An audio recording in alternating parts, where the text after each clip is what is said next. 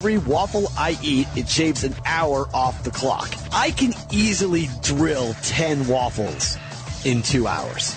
You got to eat 3 meals there, at least if you're hanging out for a day. Honest question, Brendan. Is this a real punishment to you? Yes, I think I could do 15. I think you're feeling pretty miserable on 15 to 20 waffles. Yeah, but I mean over 5 hours, and then you're walking out. You go in there at 4 o'clock, you down 24 waffles, and sure, it's not going to be great. You said 20, no problem. But I've heard other people say 5 or 6. What? Over the course of a day? You have to eat 3 meals. I think this guy only did 6, didn't he? Oh, that's pathetic. Pushing the Odds with Matt Peralt. Weekday afternoons from 1 to 4 Eastern. Are you thinking that it's time to start looking for a new car? Then go to automotivemap.com to see the latest auto news, find out about what's ahead for your favorite brands, and learn how much that new car will cost you.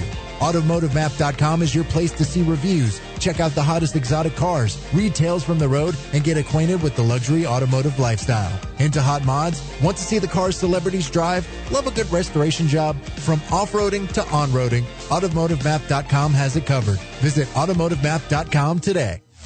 Hey, sports fans, Jake Asman of SportsMap Radio here, and I've got a scoop for you. We partnered up with the folks at ScoreTrade to test out something new and different in fantasy sports. We'll be kicking off live fantasy sports games on the ScoreTrade app all the way through the NBA playoffs. ScoreTrade's a bit different than what you might be used to in fantasy sports, but it's pretty simple. Instead of making your picks and waiting to see what happens in the game, with ScoreTrade you're going to be playing live fantasy during the game. 8 contests a night, real-time, live in-game fantasy sports on the ScoreTrade app. Download ScoreTrade today. It's free to download and free to play. For your Apple or Android phone in the App Store or Google Play, play a few games and shoot me an email, jake@scoretrade.com, and let me know what you think. Tell me what's cool, what's not, and what you want to see in the next version of ScoreTrade. And finally, sometimes us radio folks get paid every single time we say a sponsor's name. So with that in mind, ScoreTrade, ScoreTrade, ScoreTrade, ScoreTrade.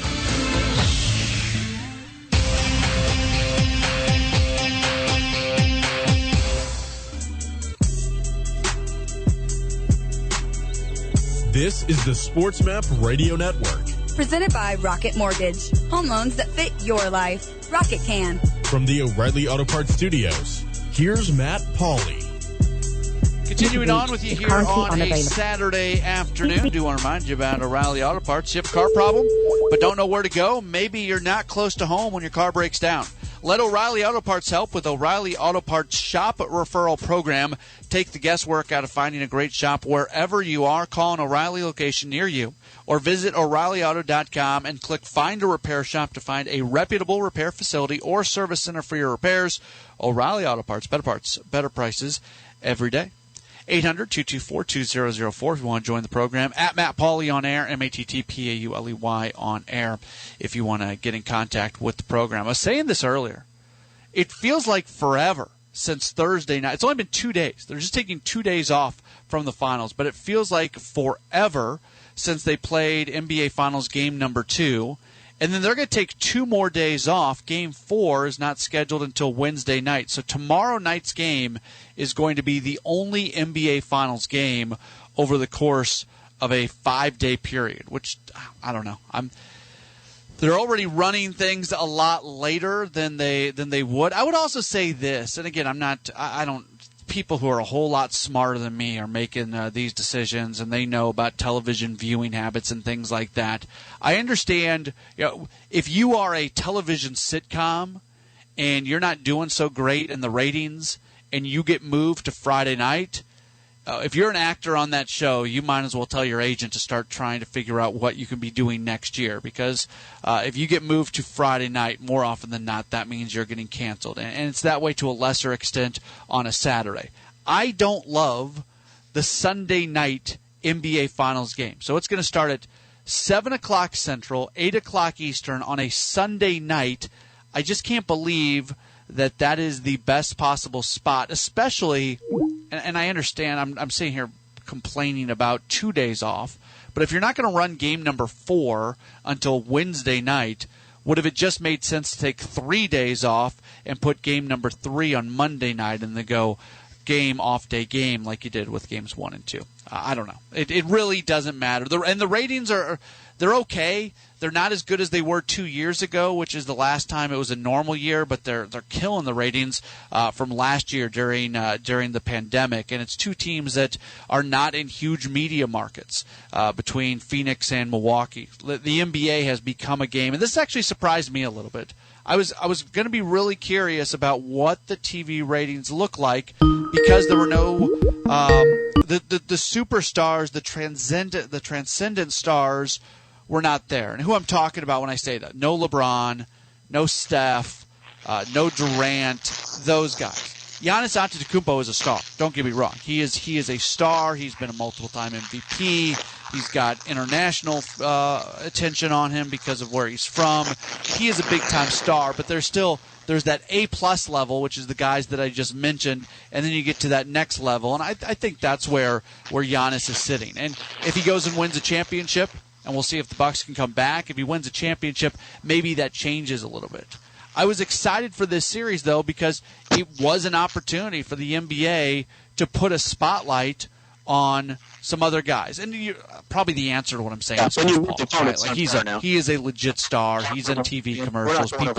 People know him. I just feel like the average NBA fan has a really weird relationship with Chris Paul.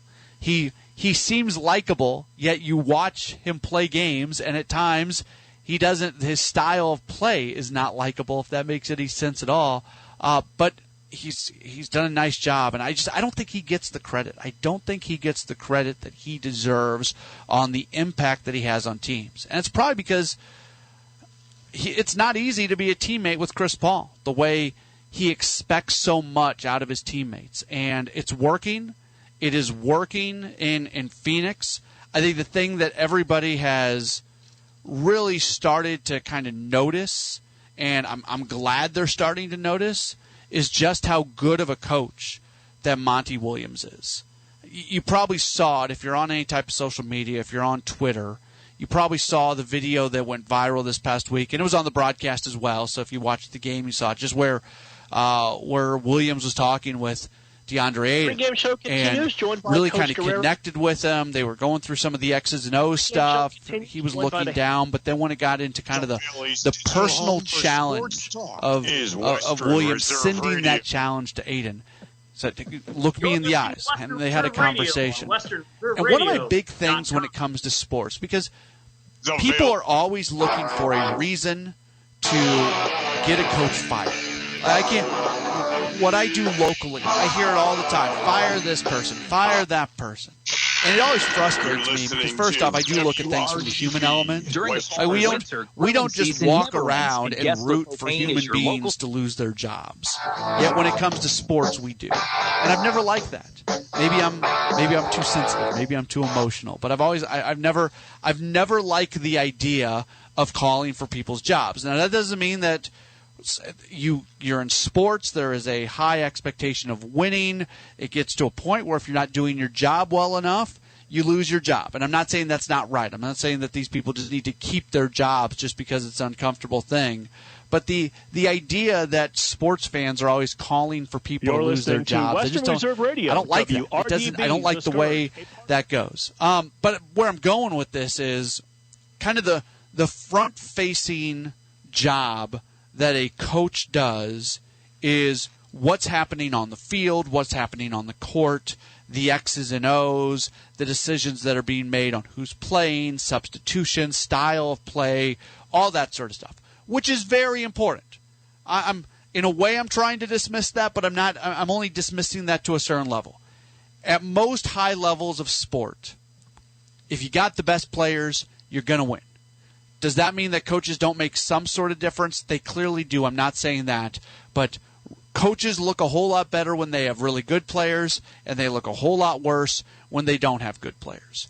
Where I think coaches go and make just a huge impact is the culture that they set, the way that they connect with the players. Was it Chris Paul who said this? One of the members, maybe it was Devin Booker. I don't know. I was reading something where they were talking about the relationship that they have with Monty Williams, and one of the players for the Suns said, "We all trust him. we all trust him. There is nothing more powerful in sports than a trusting two-way relationship between player and coach. I will sit here and I will believe to the end of the day, and there's going to be a lot of people who completely disagree with what I'm about to say, and that's fine. That's what makes life fun, when we disagree with each other. I always have believed that the impact that a coach can have on the culture of a clubhouse, of a locker room, is that outweighs anything that they do from an on-court, on-field coaching perspective. And we kind of got just a little bit of a sense of that when we saw the way that Williams was talking with Aiden. And I think you can look at the relationship between Williams and Chris Paul, and the fact that Williams so often, and he, like, there's this humble servantship, humble leadership thing that Williams has going on, where sometimes he's just going to step back and let Chris Paul make the decisions. And they trust each other so much that at any moment that Williams needs to insert himself, or any moment where Paul is going to insert himself, they trust each other, and it's fine. And more often than not, it's going to work. And this is something that's been going on with the Suns for a while as they've continued to build under Williams. And if nothing else, as I've watched these NBA Finals, I'm really glad that we as sports fans, we as a sports community, are kind of finally getting that front row seat, or that there's finally that spotlight on the job that Williams is doing, because he is a really, really good coach. And I think he's a really, really good coach, largely because of the culture that they've been able to set, the trust that they have with each other, and it's been a lot of fun. We'll see whether or not they're able to close out coming up tomorrow, or if the not close out, but take a 3-0 lead, which is essentially closing out, or if the Bucks can win and try to make this thing a series. We'll talk with Rick Camp. He'll break down the NBA Finals as it continues on. That is in just a moment. My name is Matt Pauley. I'm back with you after this right here on Sports Map Radio.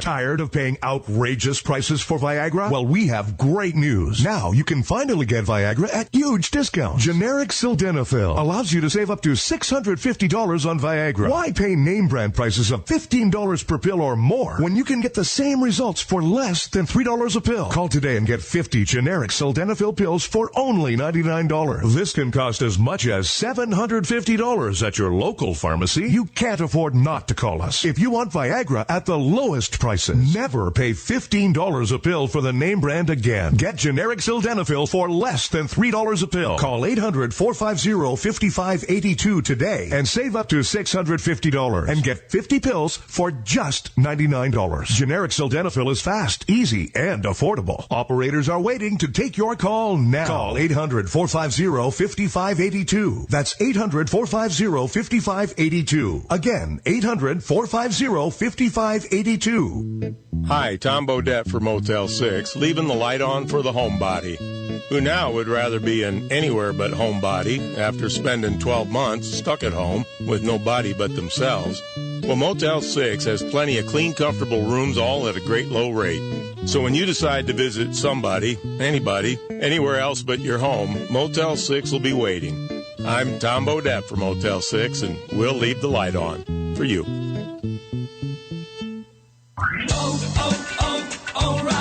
When it's a warm day and your car's AC is blowing hot air, you need some relief. Stop by O'Reilly Auto Parts and talk to our professional parts people about AC Pro refrigerant recharge kits for your vehicle. Buy now and you'll get a $15 gift card after mail-in rebate. Keep cool this summer with AC Pro refrigerant at O'Reilly Auto Parts, in-store or at O'Reilly Auto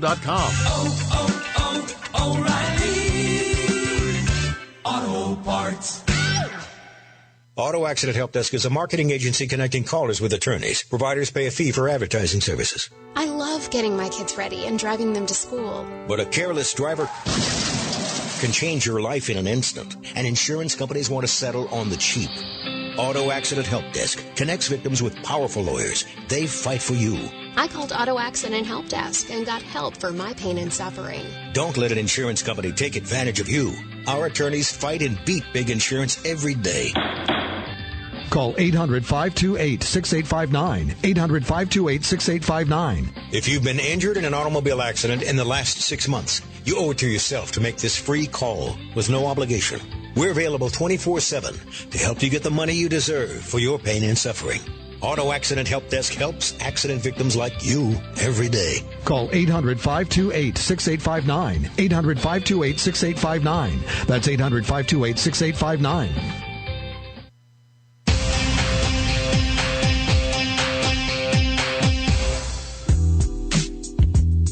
This is the Sports Map Radio Network. Presented by Rocket Mortgage. Home loans that fit your life. Rocket can. From the O'Reilly Auto Parts Studios, here's Matt Pauley. Game 3 of the NBA Finals tomorrow night. The Phoenix Suns will be looking to take a commanding 3-0 lead, while the Bucks are going to be trying to make this thing a series. To talk about that and all things NBA, we'll talk to a guy who covers the NBA for Odyssey Sports, part of the Bulls radio broadcast team. Also does NBA player props for 4 for Fantasy. He is Rick Camp. You can follow him on Twitter at Rick C. Camp. Hey, Rick, thanks so much for taking some time with us today. How are you? I'm good. How are you? I am good. Game 3 tomorrow. The Suns have been really good at when there's kind of blood in the water, being able to make things happen and put teams away. Where at the same place, the Bucks have been pretty good at being able to respond to adversity. First game in Milwaukee. How do you kind of evaluate the expectations of what you expect to see coming up tomorrow? I definitely expect the best showing from Milwaukee that we've seen so far, especially offensively, because really when you look at it, Milwaukee's defense hasn't been – it's not like it's been the disaster that some people make it out to be. I mean, obviously, in Game 2, giving up 17 attempts at corner threes is not great, but that was because the Bucks were collapsing down on your ball handlers, and when you look at it at the rim, the Suns actually really struggled in Game 2, so it was what they were willing to give up versus what they wanted to try and stop. So, and when you look at numbers actually prove it out that role players just play better at home, especially in the playoffs. So you should see a little bit of a boost, from guys like maybe P.J. Tucker a little bit, but especially guys like Brook Lopez and really, whatever spare parts are left on the Milwaukee bench that they dare play at this point. So I do expect that the Bucks to have their best showing in this series, and it's shown in the line too, because it was Phoenix by 4, 5, almost 6 in the first 2 games, and now you come to Milwaukee, and Milwaukee's favored by 4. Milwaukee has not gotten the results that they want out of Chris Middleton and Drew Holiday. Is that more of a credit to what the Suns have done defensively against them, or have those guys just not shown up to the level that they need to be showing up for in the NBA Finals? A little bit of both. I would say with Middleton, it's more you give a lot of credit to Mikal Bridges and his defense. He's one of the best on-ball defenders in the league. I mean, he's a guy that is when the term 3-and-D player is thrown out so much and overused to such a crazy degree, but he really is that, where he's a guy that offensively can hit those three-pointers for you, good on catch-and-shoot opportunities, especially in the corners, but defensively is where he really shines, and he hasn't given Middleton space. And then even when Middleton has a little bit of space, Bridges' arms are so long that he's still right there. So I do think Middleton will end up shooting better. I wouldn't be shocked if he ends up taking more shots from behind the line just to try and get a little bit of space between him and Bridges so that he can, have an unabated shot like that. That would be nice for him to have a couple go in that aren't necessarily the most contested shots in the world. But with Holiday, it's been more surprising just because he hasn't been that consistent, but he also still doesn't have the hardest of matchups in these playoffs. Like, sure, he was able to go off against whatever defense the Hawks had in the backcourt, which wasn't a whole lot, but, with who he has on him from Phoenix, he should at least be able to do better than he's been doing. With that said, his defense, especially in Game 2, was spectacular. So his defense has been awesome. It's just the that he's been Eric Bledsoe levels of bad offensively in the first 2 games, offensively. You mentioned all the threes that Phoenix got, and in Game 1, the Bucks were doing the switching, so all of a sudden you had the Suns guards working against the Bucks bigs, and that didn't work out so well. And then you mentioned the second game, there was more of the, packing it in the middle, and that opens stuff up on the outside. You look historically over the last 2 years between the Bucks and the Suns, even in the regular season, they don't play a lot, but the Suns have tended to win against the Bucks over the last couple of years. Is this just a bad matchup for Milwaukee? I don't put a lot into the regular season numbers because especially the 2 games this year, I believe they're both 1-point wins for Phoenix, but I also don't think it's a good matchup for Milwaukee. So, you just look at all the wings that Phoenix is able to throw out there. I mean, being able to have Bridges, like you mentioned, Jay Crowder, Cam Johnson. I mean, obviously Torrey Craig gets hurt, and so now you're having to maybe play a guy like Torrey Craig as Jay Crowder is like your backup center now, along with being your starting 4.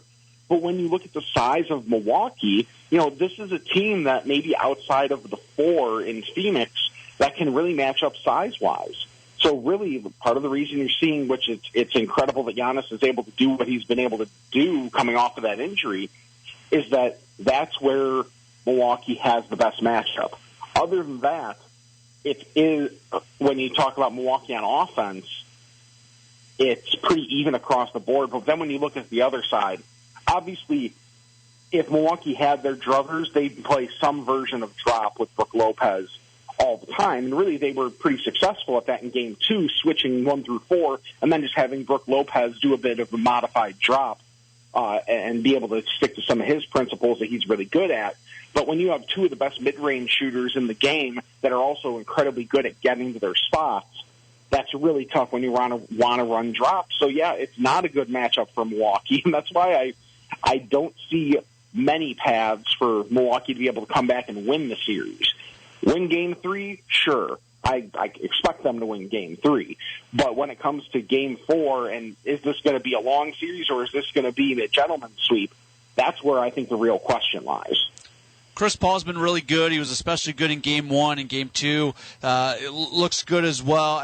I'm a fan of Chris Paul, and I've always felt like there's that weird relationship between basketball fans and Paul. For whatever reason, he's not a beloved player, even when you consider kind of where he sits in the history and being one of the best point guards that's ever played the game. But it seems like maybe that's shifting a little bit. Do you sense that basketball fans across the country are starting to even that much more appreciate Paul and almost root for him to find his way to an NBA title? Yeah, I think so. I think part of the reason that stigma's been there has just been ring culture, which just gets annoying because, circumstances lead to some guys that are all-time greats not getting rings, and that doesn't necessarily make them lesser players.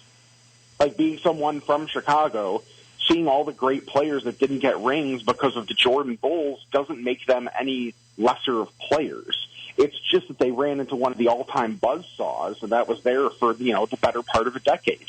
So I think that's part of it. Also, when there's been all the stuff about flopping, and when that really came to roost, Chris Paul was one of the main culprits for that. And then also Chris Paul has his moments where, he can be a prickly personality with teammates. The fact of how many times kind of a la Draymond Green in a way that you see him with just, he's on defense. You see a wayward fist going to areas that no one should be trying to punch. You have those kinds of things going on, too, that some people don't want to root for that guy. And also some of the things he does really well are not necessarily the flashiest things. You're not going to see a ton of Chris Paul highlights.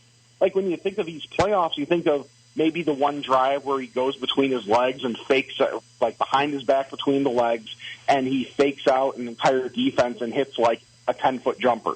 Like that's what he does. He doesn't make the flashiest of plays in the world. So there's a few things that lead towards it. It's 100% leading towards everybody rooting for him now, and especially if you look at something like the Finals MVP market, I'm surprised he's not a more prohibitive favorite. I want to say last I checked, he was minus 130, so the odds-on favorite to be your Finals MVP at this point, and it honestly should be even more heavy. He should be more favored even than that.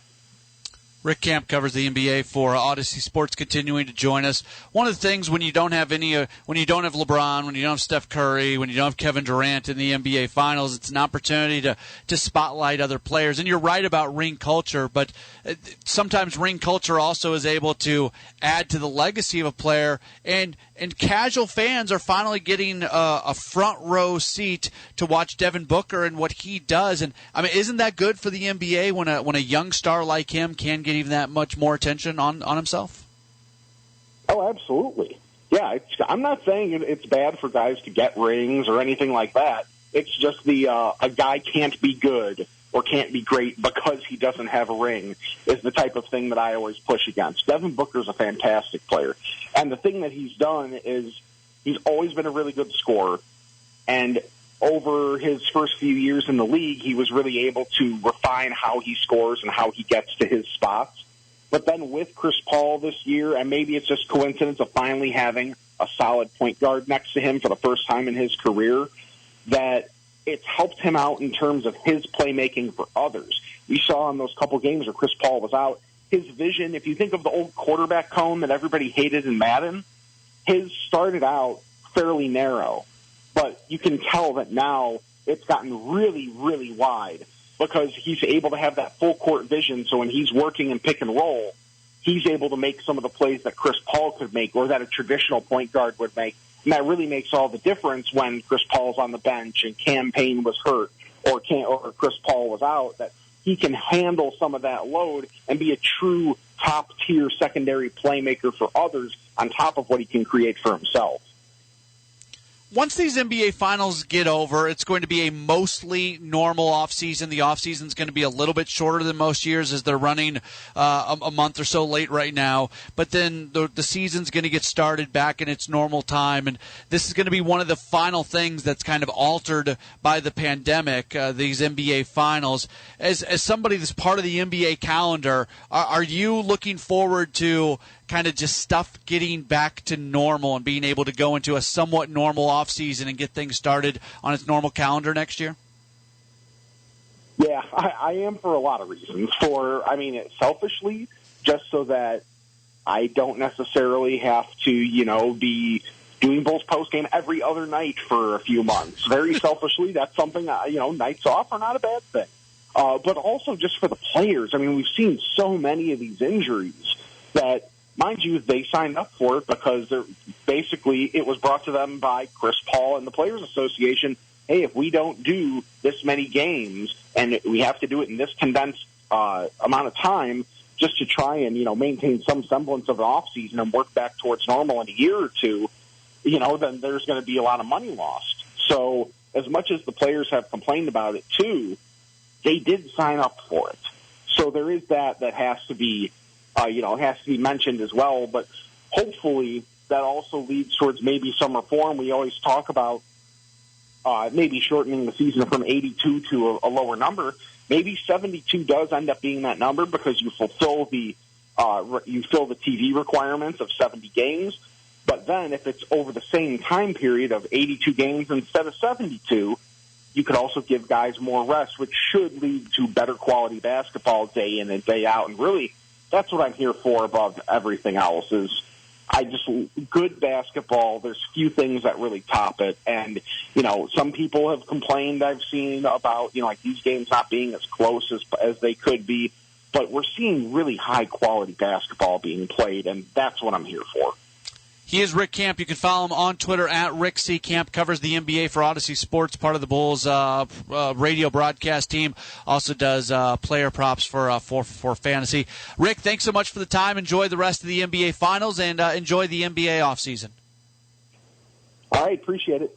Very good. There's Rick Camp joining us. I wouldn't be against a 72-game season, but I've been around long enough to know the way professional sports owners are, and I still have a really hard time. Rick's right when he says the level of play would go up, but I have a hard time believing that NBA owners are going to be okay opening up the doors to their building 5 times less per season. If you're getting rid of 10 games, that's 5 home games. That's a lot of money, a lot of ticket sales, a lot of beers, a lot of parking, a lot of hot dogs that are not getting sold. And I just have a hard time believing that owners would go for that. But maybe I'm wrong. 800-224-2004, 800-224-2004. Find me on Twitter, at Matt Pauley on air, MattPauley on air. We'll wrap up hour 2 of the program. Back with more in just a moment on Sports Map Radio. The Dave Smith Show. There's no question in my mind. The Cleveland Cobras football action all summer long. Inside handoff to the tailback. There's running room to the outside across the 20, 15, 10, and pushed out of bounds at the 5-yard line is Eddie Edwards. It is first and goal for the Cobras. Candaris is going to keep it. 10-5. Touchdown Cobras. Great read by Candaris. Follow all of the hard-hitting action of GDFL football and the Cleveland Cobras right here on Western Reserve Radio and streaming live on westernreserveradio.com.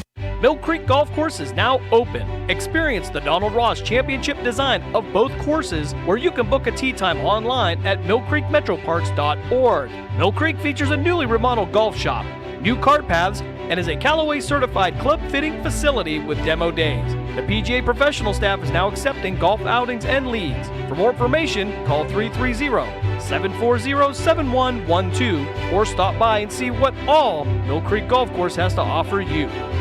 Let go for the transgressions back in 2013, or is he fired because he was 0-9 and 3-18 in 2 years? Because I'll be upfront with you, both are fireable offenses. You lose 18 of 21 football games, you might be grass.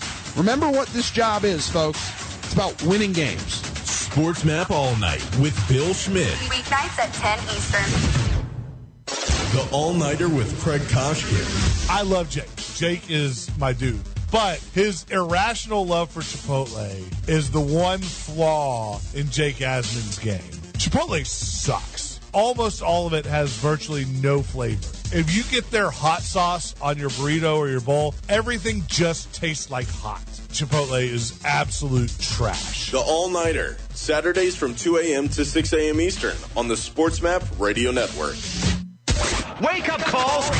They still make Big League Chew? Yeah. Let's not beat around the bush about this product. This product was created because you were too young in the 70s and 80s to chew tobacco like your favorite ball player. That's exactly what this product was for. You open the bag the same way, grab a little pinch. You don't put it in your mouth, you put it in your cheek. Again, it was like candy cigarettes. Like, kids, are you jealous that mom and dad get to smoke that cool, relaxing Winston after a hard day of work? Are you longing for the days when tobacco flavor will just ooze into your mouth and tickle the senses? Don't you worry. Get ready with Winston candy cigarettes. They're sugar, they're flavorless, but boy, you'll get the same satisfaction when you get older sneaking that cigarette in the back alley. You remember when you had one of those candy cigarettes, if you blew out of it, it created like a little puff of smoke, but it was just a puff of sugar. And you're like, Wake Up Call with Tony D and Ron Culver. Weekday mornings from 7 to 9 Eastern.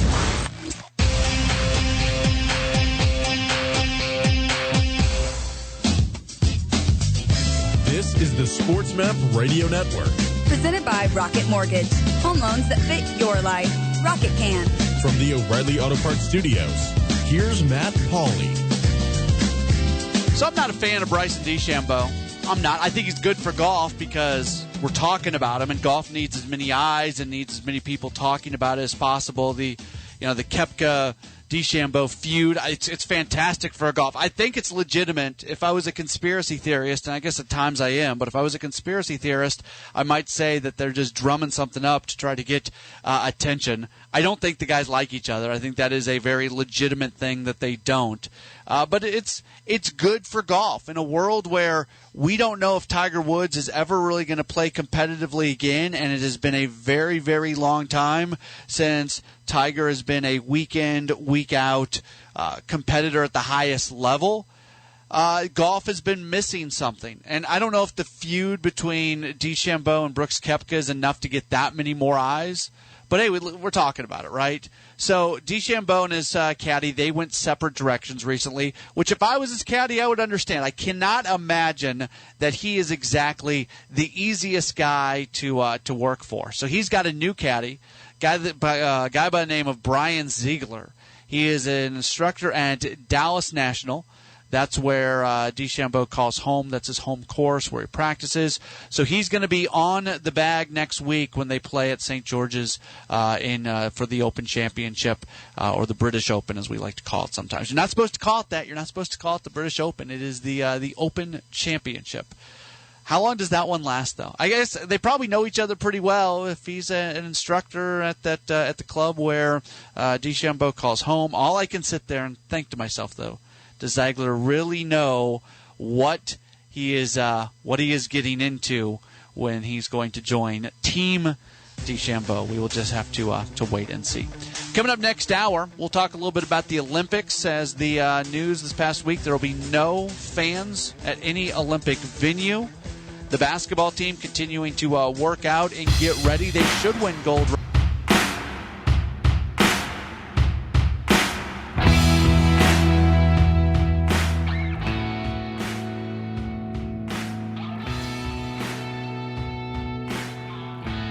Hi, it's Mark Means, host of By All Means, Tuesdays at 5, right here on Western Reserve Radio, WRDB, The Scourge. So, are you enjoying our station? Well, now you can take us along on your mobile device wherever you go. Wow! The free Live 365 app is available for both Apple and Android devices. That sounds like fun. I'll give it a try. Just go to the Apple app or Google Play Store and download it today. You're listening to WRDB, Western Reserve Digital Broadcasting, Youngstown, Warren, Salem, and around the world. Mill Creek Golf Course is the Valley's leader for golfing fun with a practice range, short game area, and hole 55 bar and grill all on site. Mill Creek Golf Course features a friendly PGA professional staff available for instruction, along with 36 challenging holes designed by the legendary Donald Ross. Don't forget Family Fun Night Golf on Fridays and Saturdays for just $25. For details and tee times, call 330-740-7112 or go online to millcreekmetroparks.org. Western Reserve Radio is the Valley's online source for sports talk and local live events. Tune in and be a part of their live weekly shows, as well as all of the hard-hitting action of Youngstown Phantoms hockey, high school football, and the GDFL. Find them at westernreserveradio.com. Tune in and the Live 365 app to be a part of the area's sports conversation. Be sure to visit them on Facebook at Western Reserve Radio and on Twitter at WR_radio.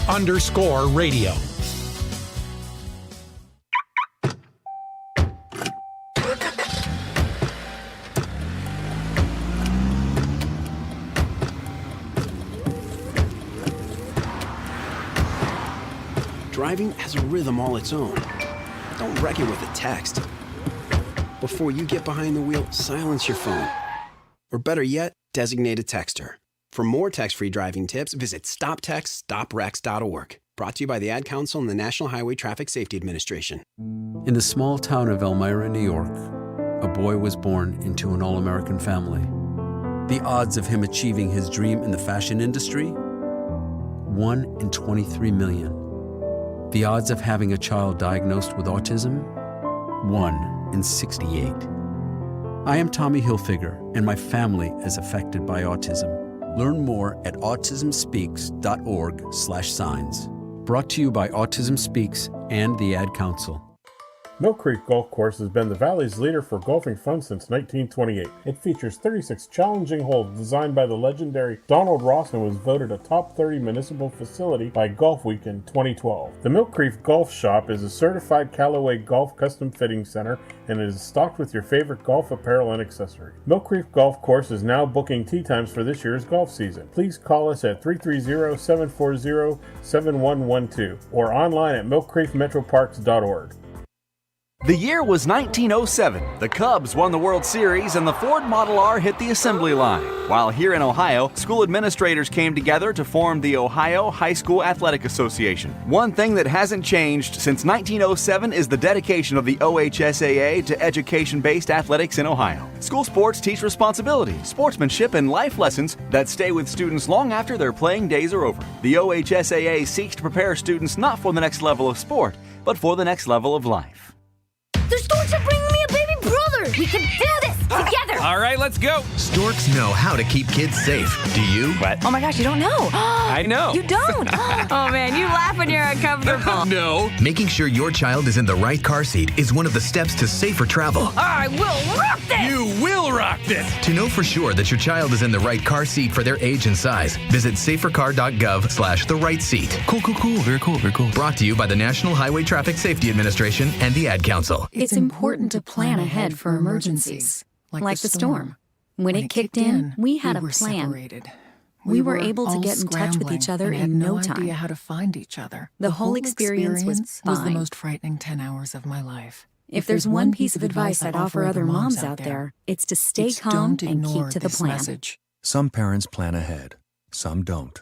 Make sure you know where to find your family in an emergency. Start your plan at ready.gov. Brought to you by FEMA and the Ad Council. Miss an episode of By All Means, and you could miss a lot. To the radio play-by-play voice and our buddy back from here at Youngstown, it is the voice Fitz. Everett Fitzhugh, my friend, how are you? Man, it feels good to hear your voice again, Mark. Everything's going well, and definitely excited to be back on the airwaves briefly for here in Youngstown. By All Means, Tuesdays at 5, right here on Western Reserve Radio and streaming live on westernreserveradio.com.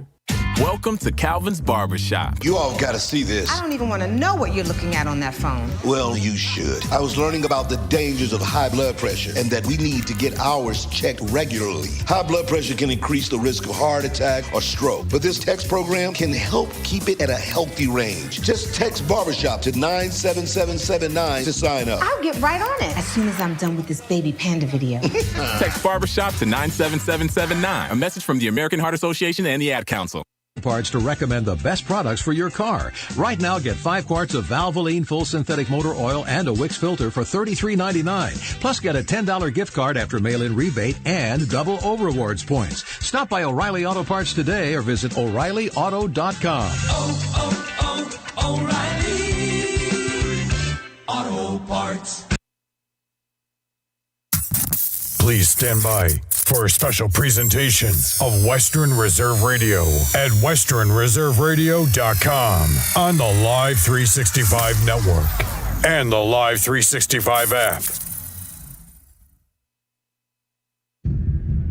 Great moments are born from great opportunity. And that's what you have here tonight, boys. That's what you've earned here tonight. Either we heal now as a team, or we will die as individuals.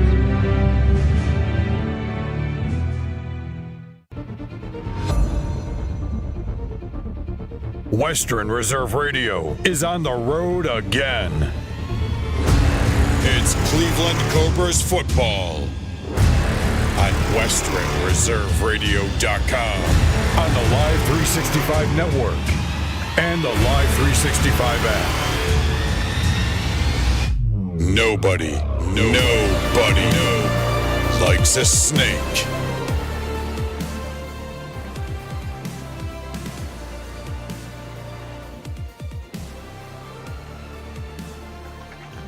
From Saxon Stadium on the campus of Mercyhurst College in Erie, Pennsylvania, it is Cleveland Cobras football here on Western Reserve Radio. Mark Means, Jim Craven, Dave Ferris back at our Western Reserve Radio studios in Struthers for DDFL action, a rematch between the Week 1 matchup between the Cobras and the Erie Express. Jim. Yeah, and the Cobras looking for some answers offensively this week. Going to have a little bit of a change at quarterback. We're going to have David Slap Thompson now at quarterback, replacing Eric Wallace. Eric Wallace is going to go back to receiver, a more natural position for him. So we'll see if we can get those basic things down, start to move the ball a little bit. We've seen in recent weeks this defense play very well. They had a 25-0 loss against the Columbus Fire a couple of weeks ago prior to the 4th of July holiday. But defensively playing well, offensively still looking for answers. When you look at these two teams, when first the Cobras and the Express met back in Week 1, the Erie Express, number 2 in the GDFL power rankings. They begin play this weekend, coming off the 4th of July break weekend, ranked number 4 in the latest rankings. They come in a perfect 4-0 under head coach Mark Pilling, averaging 30 points per game, giving up just a hair more than a touchdown per game defensively. Yeah, and one of the things you have to take into consideration for the Erie Express is that Brandon Hanna has not started the last 2 games. It's been Corey McWilliams at quarterback, so it's been a little bit different for them. They've still gotten the wins. They're still performing well. Their depth is there for Erie, but we'll see who's going to start at quarterback for Erie today, and I think you're going to see a difference between Hanna and McWilliams, although Corey, I'll tell you, a fantastic receiver. Both the starters being announced here for the Express as we are at a beautiful Division II college football field here at Mercyhurst. We're surrounded by the dorms. If you're joining us on the Facebook Live feed, you will be able to see the action today here from Mercyhurst. And you mentioned the last couple of games for the Cobras. They were able to put that first win up on the board a couple weeks back, and then held a very high-powered Columbus Fire team to just 25 points. Yeah, and Columbus has done some amazing things this year. If you want to put it in perspective, they went out to Racine 1 week before the GDFL season started. They beat the Racine Raiders at home at historic Horlick Field, which I think said a lot. This was a team that flew under the radar. Cleveland went down to Columbus shorthanded, and again, had some of the offensive struggles that they've had, but defensively played so strong. We talked about this back in week 1 when Coach Gessler joined us on the broadcast, and we continued it on the drive back home. This is an Erie team that might be better than a very loaded 2019 team. Well, you look at teams and you wonder what they did with that time off during the pandemic. I know that Paul Pennington and Mark Pilling and crew of here have really put the work in here, because not only are most of their starters back and performing well, but they've created some depth that you really don't see a drop-off in any kind of play when these backups, so-called backups, are coming in. When you look at a game like this, it makes me wonder. They being the Erie Express, have a big game against WPA Wildcats next week, who they had a tough-fought game when they met the first time. You wonder, is this the team in Erie that they know they beat the Cobras pretty handily in that first matchup? They could be looking past the Cobras to that matchup against WPA next week. Well, knowing Mark Pilling and the staff here, and I don't think that's going to be the case, because you can see they're focused every game. And the points that they're putting up is because they are playing very well. And again, depth is one of their strengths there, is just how many people that can they put in there to replace one another, and just you never really see a difference. Our officiating crew is made their way here to Saxon Stadium. Cobras in the all black with the green numbers, green trim, the black helmet with the green Cobra logo down the side. The Express in the home whites with the red pants, the red and black trim, and the white helmets with the red numbers as they are going through the full starting lineups here today from Saxon Stadium. And it is about as good a conditions as you could ask for a GDFL game here in the early stages of July. Temperature in the mid-70s. It is definitely overcast. We're not expecting any rain as of this point. And both teams are making their way to midfield. So we're going to take a quick timeout. We will come back. Starting lineups and kickoff are coming up shortly here on Western Reserve Radio. Mill Creek Golf Course is the Valley's leader for golfing fun, with a practice range, short game area, and hole 55 bar and grill all on site. Mill Creek Golf Course features a friendly PGA professional staff available for instruction, along with 36 challenging holes designed by the legendary Donald Ross. Don't forget family fun night golf on Fridays and Saturdays for just $25. For details and tee times, call 330-740-7112 or go online to millcreekmetroparks.org. Located in Applewood Estates in Boardman Township, the Applewood Swim and Tennis Club offers a pleasant family environment.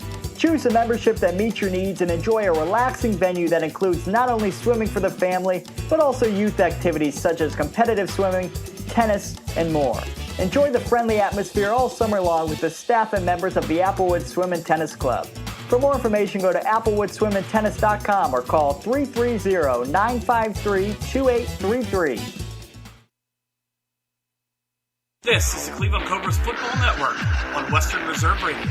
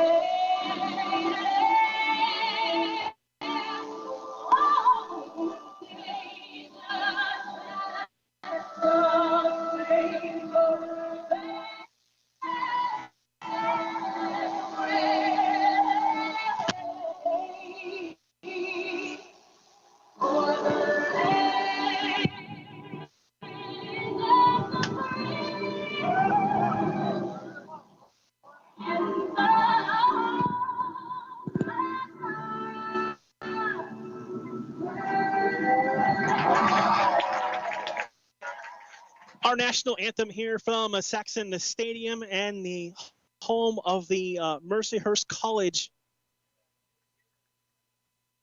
Lakers. I knew what they were. I forgot for a moment there. We actually talked about that on our way here, what their nickname was. Yeah, both of our first times here at Mercyhurst, and a beautiful facility. I'll tell you, just right here where the press box here, weather is perfect today, and a great crowd on hand for what has become a very strong program up here in Erie, Pennsylvania. Captains making their way to midfield here at Saxon Stadium. 6 captains representing the Erie Express. The Cobras will have 5 players, and Jesse Caldwell representing the team as they meet at midfield. And these are 2 organizations, 2 teams that know each other very well. Yeah, and these are the first 2 teams a couple years ago, 3 years ago, when you start to take into consideration the pandemic, that made the leap from the PAFL at that time and went to the GDFL. So these were kind of the pioneers, the leaders in making that change. A lot of teams kind of looked down on them.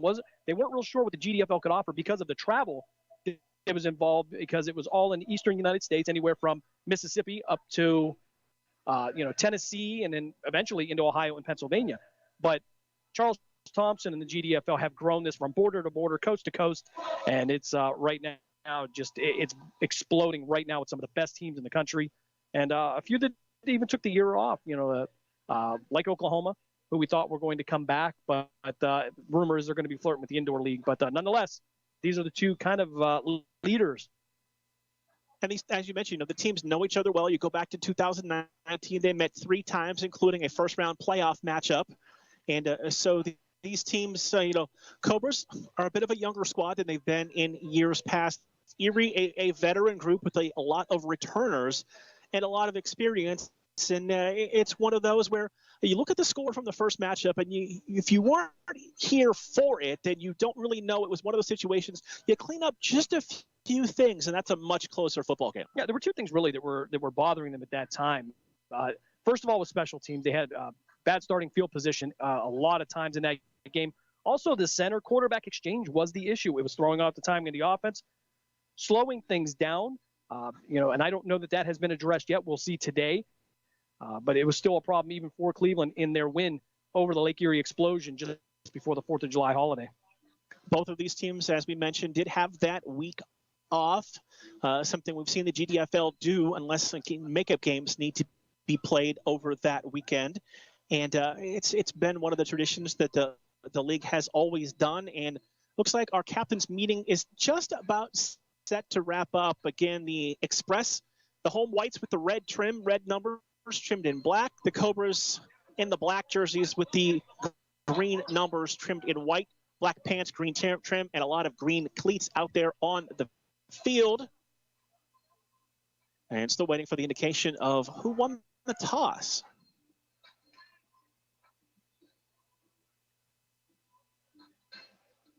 I'm not sure we're going to get that indication here. We may not. They started to line up like you would expect them to, and then now they're heading back to their respective sidelines. Come out, shook hands, and they're going to head back here. I want to congratulate DeJuan Smith from the Erie Express. Normally, we do, I guess, in a sense, work for the Cleveland Cobras, but this is a gentleman that I had the opportunity to play against. And the last game, he got his 100th sack at this level. So he is one to be dealt with. And, like I said, I've had the pleasure to play against him a couple times, and he's a beast. It doesn't sound like it would be a pleasure. It was an honor to be on the field. I don't know about lining up. He was always a defensive end. And then the last Were you chopping him too, like you've chopped No, others? that was him. That was the only one. Yeah. So he's DeJuan, a great guy, though. Again, a hard worker, and he's been a stalwart of this Erie Express defense for many years. One year spent away with the Canton Bulldogs, but ended up coming home with Paul Pennington and Mark Pillings again, who are doing a great job here. And the Cobras, you talked to Jesse Caldwell during the season here, and most of these players have less than 2 years experience at this level. That makes a huge difference. And, Jesse hopes to bring in that next generation of great players. And it's going to take a minute for these guys to pick up with the speed of the game and the intensity. And sometimes it's a rough lesson to learn, that the kind of work that you're going to have to put in to compete with teams like Erie, like Columbus, like WPA. And, sometimes it's a little trial by fire. but I think they're going to be better for it. I mean, not only is this league loaded with talented teams from coast to coast, but you look at the Midwest in particular, and there's a lot of really good football teams. There's some young up-and-coming squads as well, starting to turn some heads as the year goes along. But there's also some very, very good football teams in this part of the country. Yeah, and this area has really started to build up for the GDFL. There's an entire New York division now. So anywhere from Syracuse on south, they are making their presence known. Eastern and Western Pennsylvania are being represented. Several teams in Ohio, Cleveland, a big area. We've even seen some teams come into our area back home in the greater Youngstown area. Yeah, and that's, you talk about the Ohio Phoenix, you talk about the Shenango Valley Truth. I think they moved that now to the Mahoning Valley Truth. A lot of the players that we were familiar with at the time we played, and they're building a lot of. Some of these teams are building, some are established, but everything goes in cycles, and these teams are going to have their moment. As looks like we're going to forego the kickoff, I guess. It definitely does look like that. It'll be 1st and 10 for the Express at their 30-yard line as we get set to get underway. And at the quarterback spot, don't have an 82. Yeah, I don't either. He will hand off on the first play across the 40 and down to just shy of the first down marker by about a yard. So it's a gain of close to 9 on the first run. Yeah, so they're throwing a little wrinkle in there for us. I don't know that that's Brandon Hanna. Maybe they had a jersey issue. Can't tell for sure. But again, Corey McWilliams started the last couple of games at quarterback. Did a great job.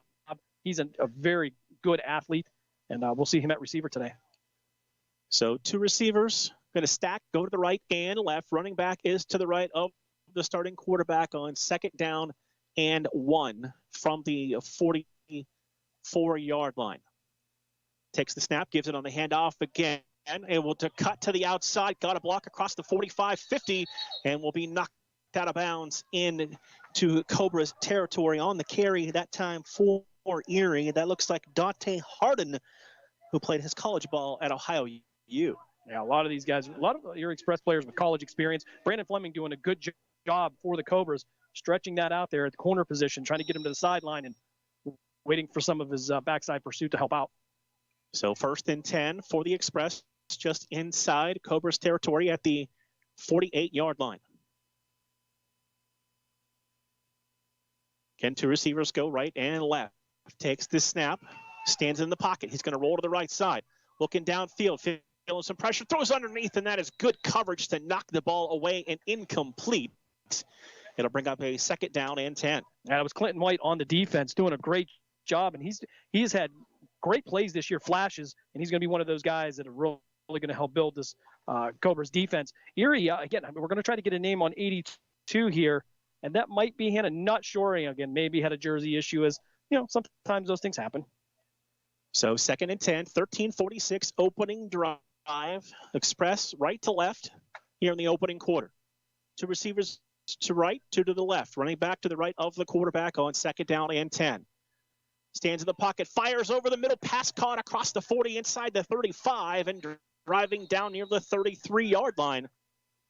It's going to be a 1st down for the Express. Yeah, it was a nice drop just over the middle there. I think we have some numbers and some names off a little bit here. But Clinton White on the defense again. Right back to the line of scrimmage. Standing in the pocket, fires downfield. Pass caught shy of the 25-yard line. Ball came loose. And they're going to say that is Cobra's football as they were able to get that loose ball off the turf at the 25-yard line. And the Cobras turned the Express away on the opening drive. And that's a big thing for the Cobras. They had so much trouble the last time playing on the short end of the field that I don't know why we didn't have a kickoff here. I don't know what the agreements were between the coaches, but that kind of helped the Cobras. I mean, they started in decent field position and were able to cause a turnover. And I want to believe that it's going to be Matt Lynn for the Cobras on the recovery. So 1st and 10 for the Cobras with the football just across the 25 to the 26-yard line. They will break the huddle. You can hear the wind in the crowd microphone. That is David Slap Thompson at the quarterback spot. He'll have twin receivers right and left and a running back to his sidecar on 1st and 10 from the 26. Express showing some pressure up the middle. Thompson takes this snap. He'll hand it off to the ball carrier who twists his way across the 25 down to the 26-yard line. Looks like that is no gain on the play, and second down and 10. Just a simple handoff there. Dominic Klotman on the carry. That's another individual they're trying to build around. Good running back, needs to get some time. But even those little simple plays there, you're not losing yardage. You're kind of moving ahead a little bit here. We'll see if things look a little bit different with Thompson in there, and I anticipate that'll be the case if indeed they did get the center quarterback exchange thing kind of fixed. Difficult to run the ball up the middle with big Javon Provit out of Warren Harding clogging up the middle. And there's that DeJuan Smith guy out there moving in a tackle. So second down and 10. Two receivers go to each side. Thompson walks up to the line. Now he'll drop back into a pistol formation.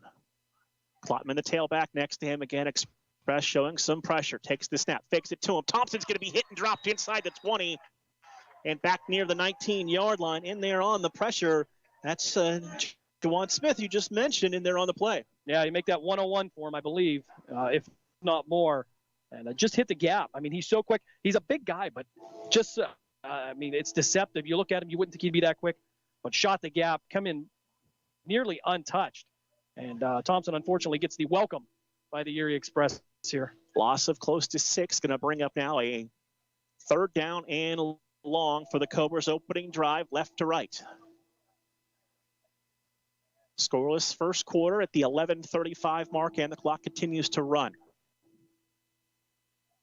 Cobras going to take their time coming out of the huddle on this third down and long. Break the huddle. They'll head towards the line of scrimmage.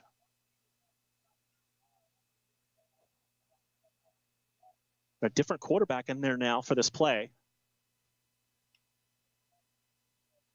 Looks like the John Jacobs, number 5, might be at the quarterback spot now. Yep, John Jacobs Jr. And we're going to have a delay of game against the Cobras. So with that third and long play, they took a little too long coming out of the huddle that time, and then it'll cost them 5, back it up, and make it close to third down and 21.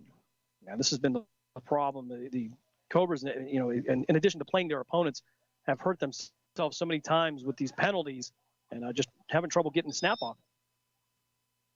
So the Express going to load the line of scrimmage, single safety back on third down and long. Twin receivers to each side.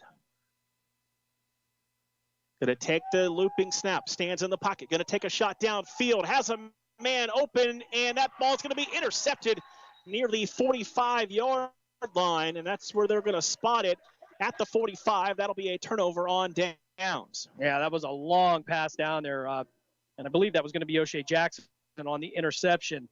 Threw it into just a crowd there, and Jackson, the taller of everybody there, was able to go up and get it. Craig Williams getting up a little bit slower for the Cobras, but clapping now, shaking it off. You like that call on third and long, and I mean, it's a turnover in the statistical column, but it does somewhat flip the field position, almost like if you were punting the ball away. Yeah, you really have nothing to lose at that point. And again, for the Cobras, one of their problems has been field position. Their backs against their own goal line, in many of these situations, especially in week 1 against the Express. And that is not a place you want to be with Erie. Erie going to break the huddle. Dante Harden is the tailback. 2 receivers, split right and left from their own 45-yard line. 10:41 opening quarter, no score.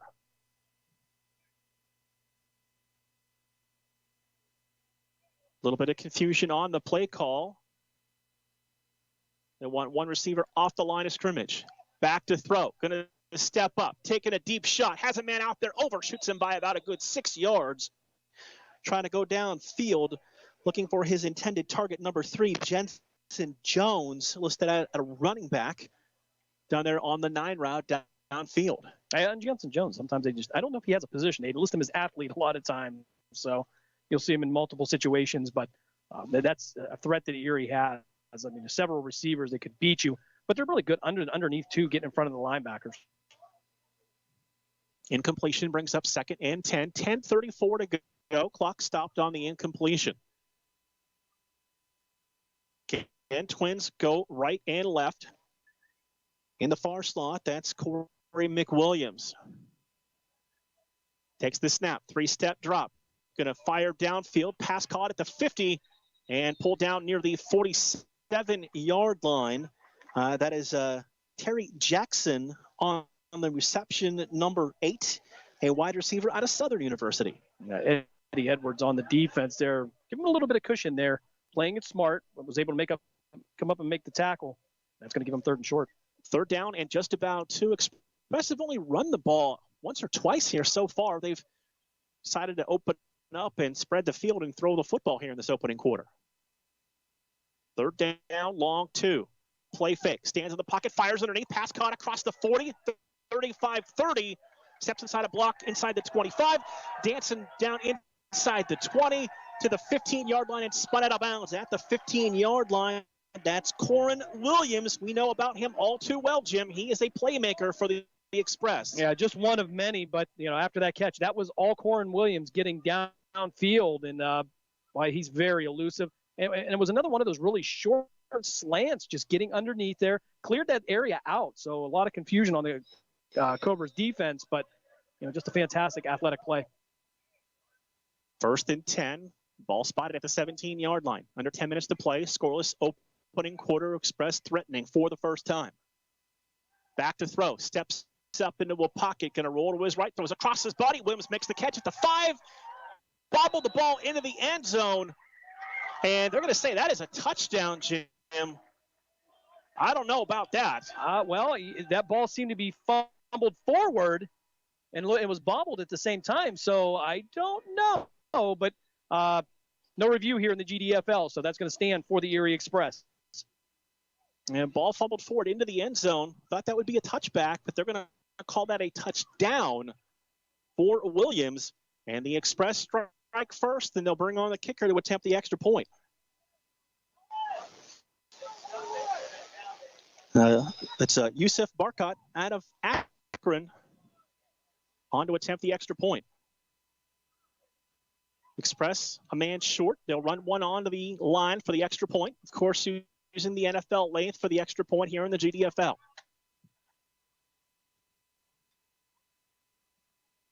Check that is Adam Scarpino in it. Kicker 49. That is a wide snap off to the left and no good. 9:20 to play, opening quarter. Erie 6, Cleveland 0. We will be back after this timeout on Western Reserve Radio.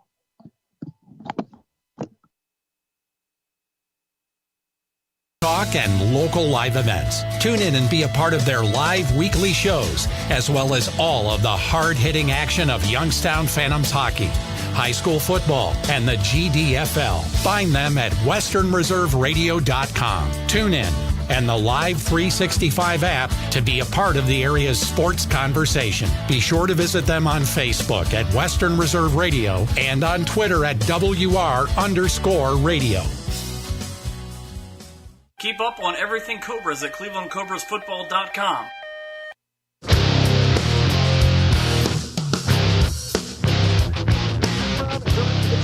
That is indeed Brandon Hanna, just switching from 1 to 82, as you kind of expected the way he was throwing the football down the field. Yeah, looking at the mechanics, you start to recognize some of the body language of these guys. And I thought that's who it was, but considering the situation, I thought maybe give a younger guy some opportunity, but I don't know that we're going.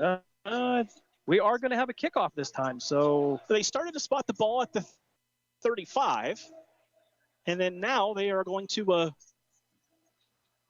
set up for the kickoff. It looks like, and this field it almost looks like it's pretty new, Jim. It's marked for soccer. It's marked for lacrosse. Obviously, a multi-purpose field here at Mercyhurst. Yeah, absolutely beautiful facility. Again, walking in, you look and see the baseball field on the other side. And it is just as nice as the football stadium. A baseball-soccer combination field. Yeah, it's they're doing a pretty good job up here at Mercyhurst, to say the least. We may have watched a little baseball on our way in. I sure did. I mean, I saw baseball, and you know me. So the Express set to kick the football away. 2 returners back deep for the Cobras. Amongst them, Juan Carlisle, number 17, one of the 2 returners.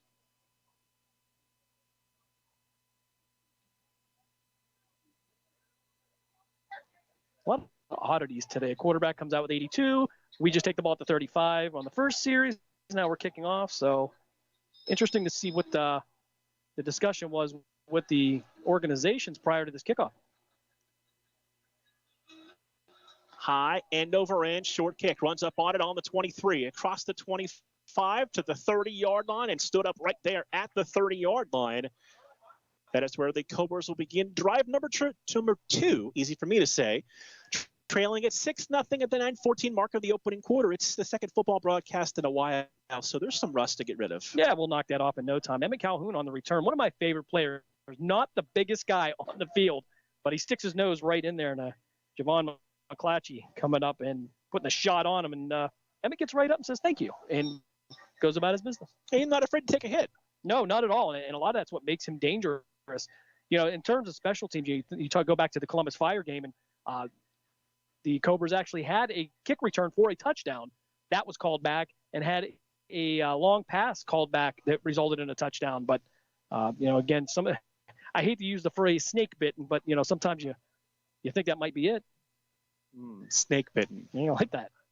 Two receivers right, two to the left side. Thompson is the quarterback. Klotman, the tailback, next to him on first and 10 from the 30. Low snap, stands in the pocket, going to fire down the seam, has a man out there, incomplete, and a flag from the trail official. And he already told the defensive back he didn't want to hear it, as there was some contact deep downfield. Yeah, there was a little bump and a move in there. Eddie Edwards, I think, was as a surprise as anybody else, and he got the flag, but he'll take it. That's a big gain for the Cobras. Take the penalty yardage. Flag was thrown at the 45-yard line, and that's where they will spot the football. Eddie Edwards, one of those guys we've seen pretty much play all over the field offensively, running back, wide receiver, wherever the squad needs him. Yeah, and that's the kind of unselfish player he is. And there's a lot of these guys now in the Cobras that are like that. They know they're banged up right now. There's a couple of guys that have some casts on. There's one that had surgery last week. So, they know they got to do what they got to do, and they just love to play football, and that's what makes them really special, and they've hung in so far this year. Twins right and left. Thompson out of the pistol formation, running back right next to him. First and 10 from the Cobras' 46-yard line. Thompson takes the snap, going to stand in, fires downfield, receiver makes the catch across the 45-40, 35, lowers his shoulder and knocked out of bounds at the 31-yard line. That's the aforementioned Emmett Calhoun on the reception, and a big gain for the Cobras. Sure was. And you know what? You see the difference, and it's not to take away from Eric Wallace or Eddie Edwards, who was a quarterback. By trade, they're receivers, they're skilled players, but when you put Thompson in there, it's a little more crisp, a little more natural, and you can see that they're starting to get some things done. Snaps have been good, a little bit, a little loopy, but effective getting them back to Thompson. That's all you need. Yeah, and you know what? If that snap gets a little bit better, the timing is going to be better. That play is going to develop quicker. So, they're addressing some issues, and they're growing. Receivers to each side. Calhoun in the slot to the right side. Klotman now going to move to the right of Thompson on a first and 10 from the express 31-yard line. Calhoun goes in motion. They'll give it to him on the jet sweep, and he's going to be blown up in the backfield, back near the 36-yard line. And in there defensively again for the express. That's big number 7 in the backfield. Well, I can tell you from experience that stopping him from getting into a gap is no easy task. They're going to have to address that. And one of the things they may have to stay away from is everything between the tackles, because with Probin in there, DeJuan Smith, even if you're talking about Shannon Jackson on the outside, you've got to get to you got to use that speed. The Cobras have speed. They don't have a lot of size. They don't have a lot of strength like the Express do on their front four. Salas is about 5, second down and a 15. Ball back to the 36-yard line.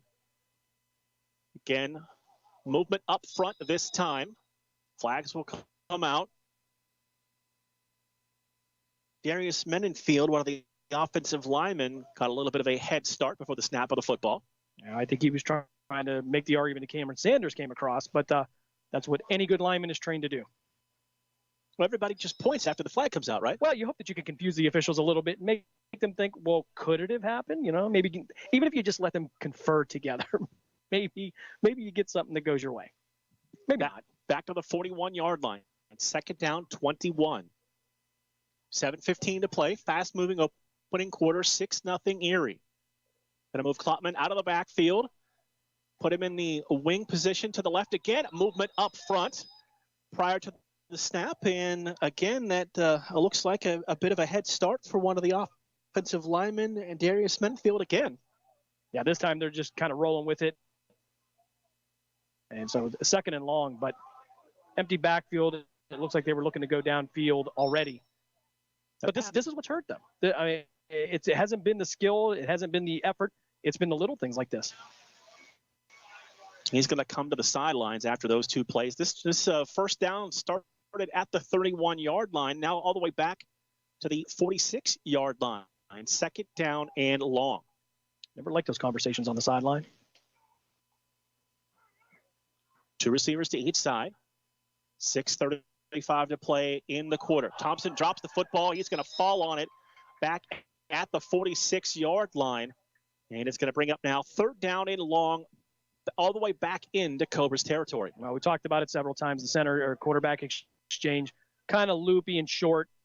And, a lot of it is, I think, is for the line anticipation, trying to get out of your stance to engage Provett, to engage Smith, to at least get in their way. And as a center, your first priority is get the ball back and then take that step. And it's really difficult to do. Express going to bring in a couple of extra defensive backs now, bring Provett off the field to the sidelines for this third down and long. I think Javon said he would play some defensive back if he needed to. Big as he is, you better let him do it. You want snaps? You get snaps. That's right. Third down and long. Trips left. Two backs now in the backfield to help protect on third and long for Thompson. Takes the snap, fakes the inside handoff, looking to throw, going to fire underneath, and that ball is in and out of the hands of his intended target.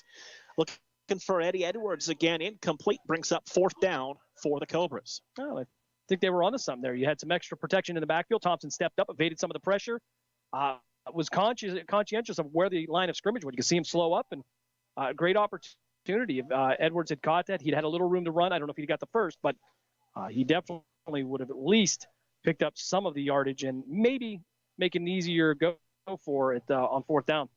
Justin Jenkins, wearing number 0, is back to punt for the Cobras.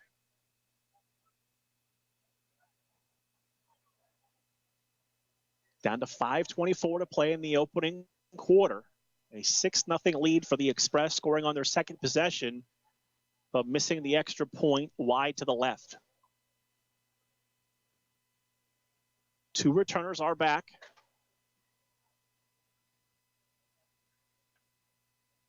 Jenkins calls for the football. Good snap. Gets the kick away. Low bouncing kick. Going to be bobbled at the 22-yard line. Evades the first defender. Cuts back across the 25, 30, 35 to the 40. And down the sidelines and out of bounds for the Express. On that return, that is number 14. That's Darius Goodwine on the return. We had a couple extra whistles. Thought there was a flag in there, but apparently not. And the Cobras the last couple of weeks have had good games on special teams. And that's an opportunity right there. They can't let go. Set them back a little bit on their own end of the field. And, now you give up a return like that, although it's coming back. Just in time for us between the last possession to pop our head out of the booth and ask who 82 is. Brandon takes his helmet off, and we can see that it's him now. Yeah, thanks, Brandon. Appreciate that. We've been running around here trying to figure out who the mystery man is. But apparently some kind of penalty on the play. Nope, didn't see a flag on the field, but they are backing the football up. Assume that's going to be a block in the back. That's what it always is.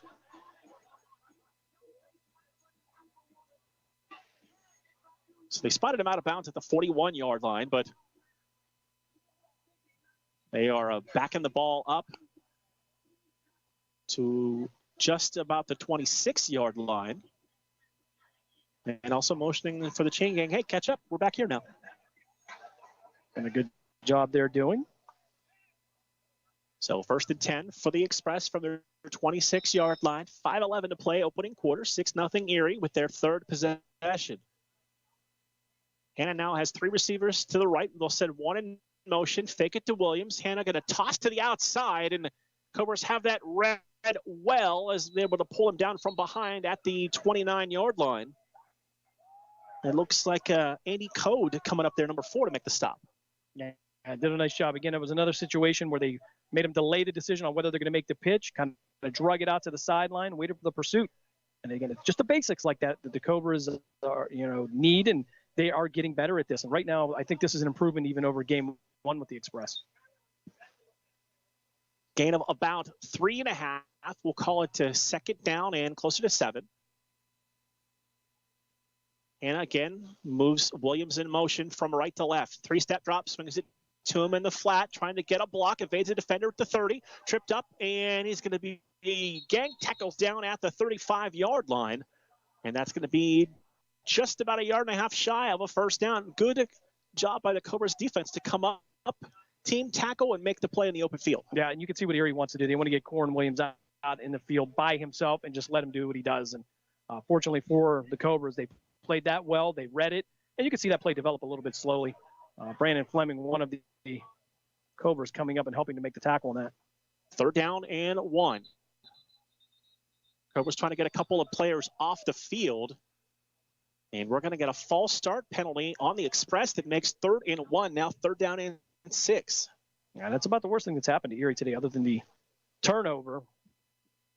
But right now I'm looking for Robert Littlejohn here on this right end to start showing up again. Not one of the biggest guys on the field, kind of a Jason Taylor type. And we'll look to see if he can put a little pressure on Hannah. Twins right and left. Hannah takes the snap, gives it to the tailback. Broke the first tackle, turns it to the right side, has the first down across the 40, 45, and shoved out of bounds right at the 45-yard line. Once again on the run, that's Dante Harden, and a first down for the Express. Yeah, and that penalty, they overcame that pretty quick, and that's what makes Erie so good is even the mistakes that they make, they're able to overcome them and put themselves back in a better position. And I think the Cobras were maybe anticipating a little too much of it. That play might have been a pass. One receiver to the right, trips to the left for the first time. Cobras showing some blitz, free play down the sidelines, and that ball is going to be incomplete. They were showing some pressure off the edge, Jim, and the timing just a little off on that play. Yeah, and like you said, it was a free play, so they're going to take a shot downfield, and they're going to have the Cobras give up 5 for the encroachment and take a timeout also. Timeout on the field, 3:16 to play, opening quarter. Erie 6, Cleveland 0. Right back after this quick break on Western Reserve Radio. Mill Creek Golf Course is the Valley's leader for golfing fun with a practice range, short game area, and hole 55 bar and grill all on site. Mill Creek Golf Course features a friendly PGA professional staff available for instruction, along with 36 challenging holes designed by the legendary Donald Ross. Don't forget family fun night golf on Fridays and Saturdays for just $25. For details and tee times, call 330-740-7112 or go online to millcreekmetroparks.org. This is Cleveland Cobras football on Western Reserve Radio.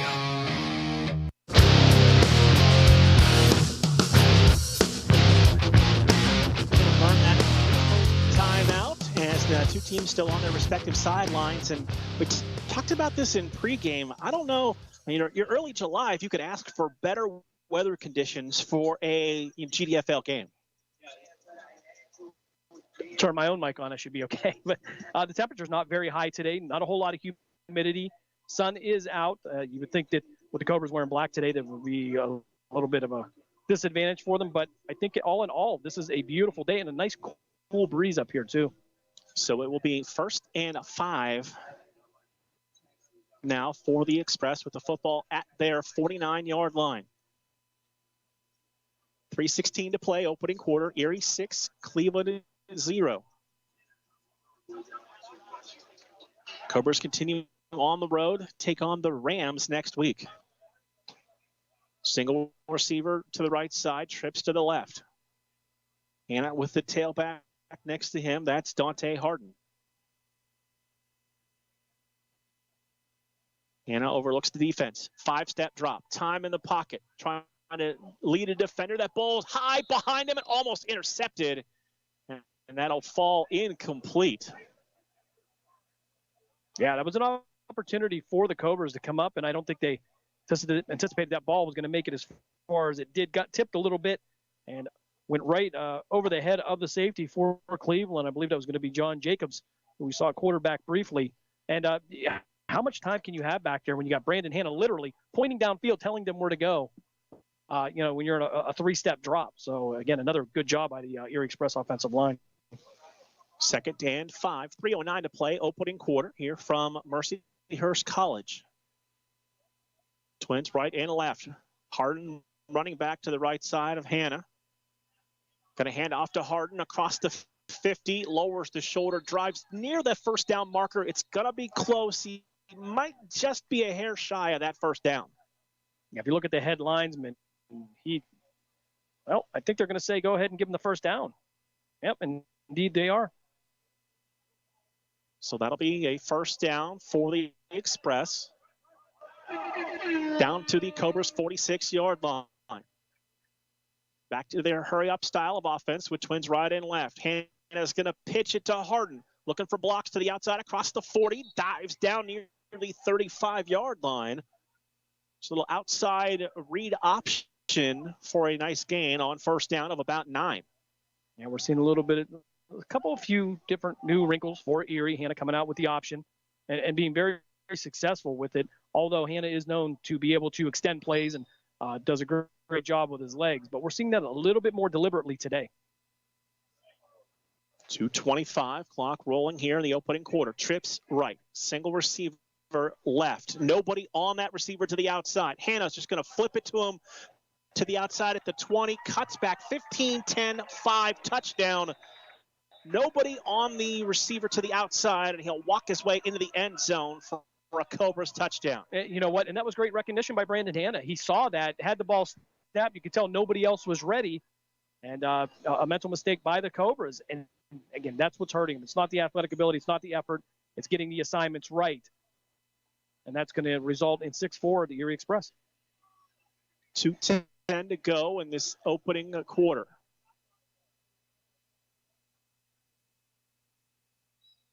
And they'll come on to attempt the extra point. Now they're going to actually keep the offense out there and decide to go for 2. Hanna going to move the running back to his right side. Stack receivers right and left. Play clock rolling down. Hanna takes the snap, fakes the inside handoff. Going to roll to his right. Flag on the play. Throwing across his body, back of the end zone and incomplete. But there is a penalty flag down. And we'll have to see what this call is going to go against. Hanna rolled out so far to the right, looked like he could have taken it into the end zone himself. So that was on the Express. They'll decline the penalty. 2:10 to play here in the opening quarter. It is Erie 12 and the Cleveland Cobras 0. We're back in 60 seconds on Western Reserve Radio. In the small town of Elmira, New York, a boy was born into an all-American family. The odds of him achieving his dream in the fashion industry? 1 in 23 million. The odds of having a child diagnosed with autism? 1 in 68. I am Tommy Hilfiger, and my family is affected by autism. Learn more at autismspeaks.org/signs. Brought to you by Autism Speaks and the Ad Council. Located in Applewood Estates in Boardman Township, the Applewood Swim and Tennis Club offers a pleasant family environment. Choose a membership that meets your needs and enjoy a relaxing venue that includes not only swimming for the family, but also youth activities such as competitive swimming, tennis, and more. Enjoy the friendly atmosphere all summer long with the staff and members of the Applewood Swim and Tennis Club. For more information, go to applewoodswimandtennis.com or call 330-953-2833. Keep up on everything Cobras at clevelandcobrasfootball.com. Considered kickoff out of bounds as the flag comes out. And this is going to be some pretty good field position here for the Cobras once they spot the football. Looks like it's going to be right at the 35-yard line. 2:10 to play, opening quarter. Had a bit of a breeze blowing across the field. Starting to clear out. Sun starting to fight its way through the clouds. Cobras begin their third offensive possession after the illegal procedure for the kick out of bounds on the Express. And again, didn't start the game. We didn't have a kickoff, but we had since then. Yeah, everything has been as normal. And now in Cleveland again, I've seen some good things out of them offensively with Dave Thompson in there, quarterback. We'll see if they can build on that and get a little something going there. It's only going to take a few plays to start giving them that confidence, start moving things a little bit smoother. They're going to keep two backs in the backfield once again for some protection. For Thompson. One receiver to the left, two to the right side on 1st and 10 from the Cobras 35-yard line. Thompson fakes the pitch. He's going to be hit and sacked back inside the 35 near the 33-yard line. Coming up there defensively for the Express, that's number 57, Jeff Biggie out of Central Tech. Yeah, no time, nowhere to go on that one. So that's tough for him. And, the offensive line's been an issue. Again, a lot of young guys here, a lot of growing to do, but they're going to have to give him a little bit of time here to, at least start to move this offense a little bit. Loss of 6 brings up 2nd down and 16. Again, single receiver to the left, 2 to the right side. And again, 2 backs in the backfield trying to give Thompson some extra time. Thompson points out the slot defensive back showing pressure off the edge. Single high safety backs up to the 50. Thompson takes the snap, fires middle, had Calhoun wide open at the 40 and had to throw that a little early and incomplete. It'll bring up 3rd down and 16. Yeah, a lot of pressure coming through there, and with that, what happens is it made Thompson throw off his back foot, and it wasn't as accurate as he wanted to be. Emma Calhoun had a little bit of room to run there if he'd have caught that, but just too much pressure coming up between the tackles. So 3rd down and long. 70 seconds to play here in the opening quarter. Cobras break the huddle. They'll come to the line of scrimmage. Same look. 2 receivers left, 1 to the right side. Now they'll split one of those extra receivers out towards the slot position on 3rd down and long. Thompson overlooks the defense. Takes the snap. Stands in. Steps up. Avoids the rush, but now he's pulled down from behind at the 29-yard line. Defensively up for Erie. Making that stop. That is number 50. That is a Christopher Ford. And it'll bring up 4th down. Yep, familiar with Chris Ford, affectionately known as 50. When I saw the smile, I thought that was him. Former member of the Western Reserve Scourge. Great guy overall. Glad to see him up here in Erie. Glad to see he's still on the field. So we will be under 30 seconds to play in the opening quarter. We will see if the Cobras snap this football or like to let the quarter clock run out. Jenkins back to punt. Cobras 1 man short. They'll run him onto the field with the quarter clock now down under 12 seconds.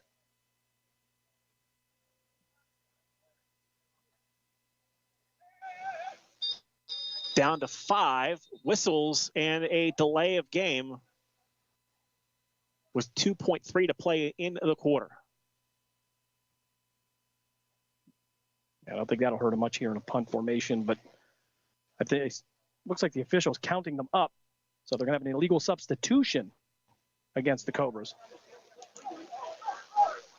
So they had one too many on the field, so that'll cost them 5 yards. And then I'll have to punt this football away with 2.7 to play in the quarter. You're listening to Western Reserve Radio, WRDB of the Scourge. Cleveland Cobras football here on this Saturday afternoon in the Gridiron Developmental Football League.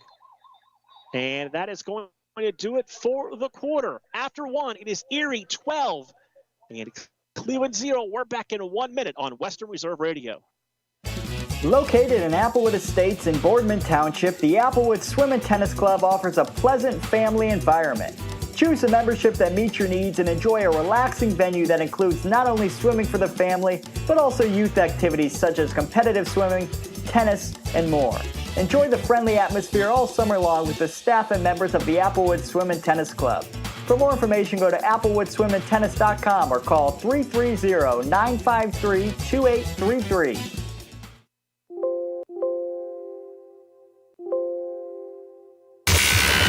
You're listening to WRDB, Western Reserve Digital Broadcasting, Youngstown, Warren, Salem, and around the world.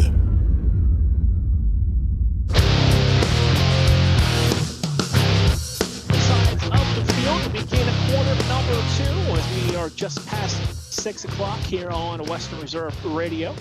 Mark Means, Jim Craven, Dave Ferris back at our studios in Struthers. Dave making it in. Got a big project going on at his house and his backyard. Going to have the nicest patio ever. Big party coming up. That's like a 5-year project, isn't it? Oh, but it's when it gets done, we're going to have one big I was going to say, when's the party, Dave? Well, he's more ambitious than I am. Jenkins, he don't want us at his house. That's what it is. That's why the project's never going to end. Low snap. Jenkins digs it out. Punt is going to be blocked. Loose ball picked up on the turf inside the 10 and down to about the 8-yard line. That is where Erie will have the football. Yeah, and the snap seemed to be decent. The punter just didn't handle it very well. Looks like Michael Rogers on the block and recovery for the Erie Express. So they're going to spot the football. Looks like about the 9-yard line. And Hannah and the Express will start this drive in the red zone when they're opening possession of the second quarter. Yeah, that's certainly something you want to hand over to the Express because they're going to take every opportunity they can to take advantage of that.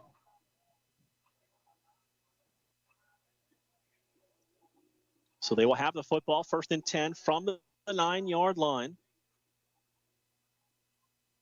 Harden, the tailback, he's seen most of the work at that running back spot. Trips to the left. Single receiver, that's Williams, singled up to the right side all alone.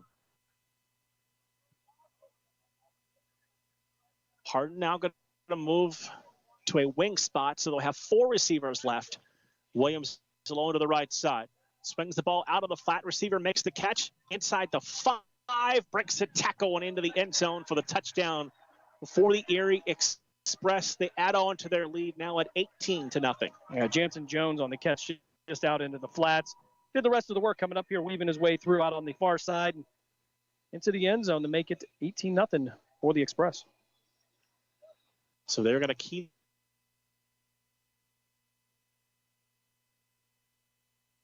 point conversion.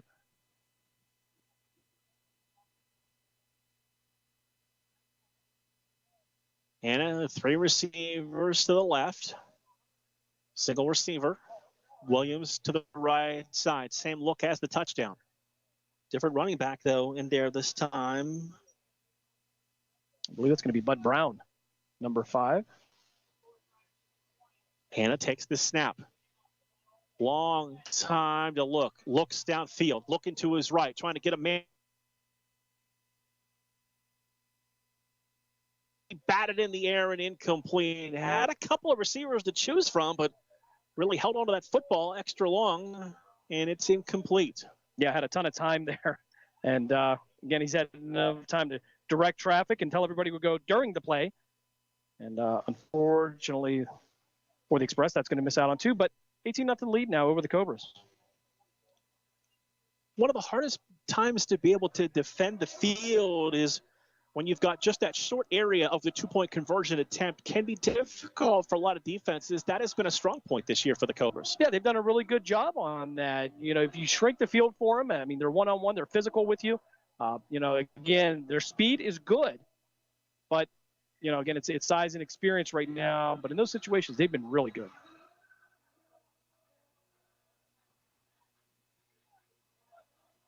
Two returners are back deep for the Cobras. Looks like Emmett Calhoun right about the middle of the field 14:44 to play, opening half, 18-0, Erie with the lead. Cobras have moved the football through the air throughout this opening half. And a couple of penalties that have just bogged down a couple drives. Man, it's been a story for a lot of the season. But you're going to have that with an inexperienced and young team, and this is a team that's going to grow. And I'm sure you'll see vast improvement. High short kick. Going to take a bounce and picked up at the 15-yard line.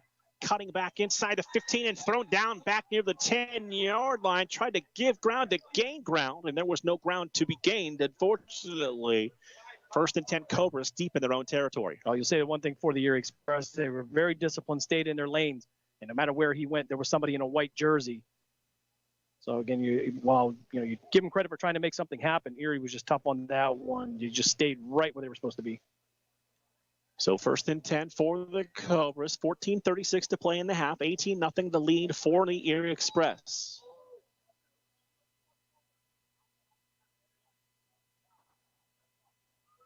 Cobras going to substitute across the offensive line.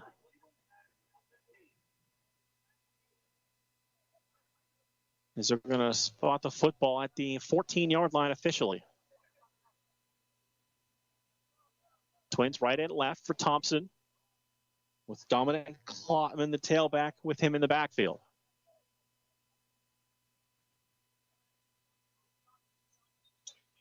And before the snap of the football, we've got a flag for a illegal procedure penalty thrown by the umpire. So that'll back them up from the 14 to the 9-yard line and bring up 1st and 15. Well, just their own worst enemy at this point. That's really all you can say for them. And, once you clean these penalties up, it's going to be a different team. Thompson working out of the shotgun. Klotman, the tailback. Again, Twins right and left. Erie showing pressure up the middle. High snap. Thompson has to keep it, and he is going to be knocked down at the 5-yard line. It'll bring up now a 2nd down and long. Erie had 5 guys right up on the line, and the far outside backer, which I believe was going to be Chris Ford, just kind of sneaking around on the outside. So it was a numbers game right there. It was 6 on 5, and something was going to give.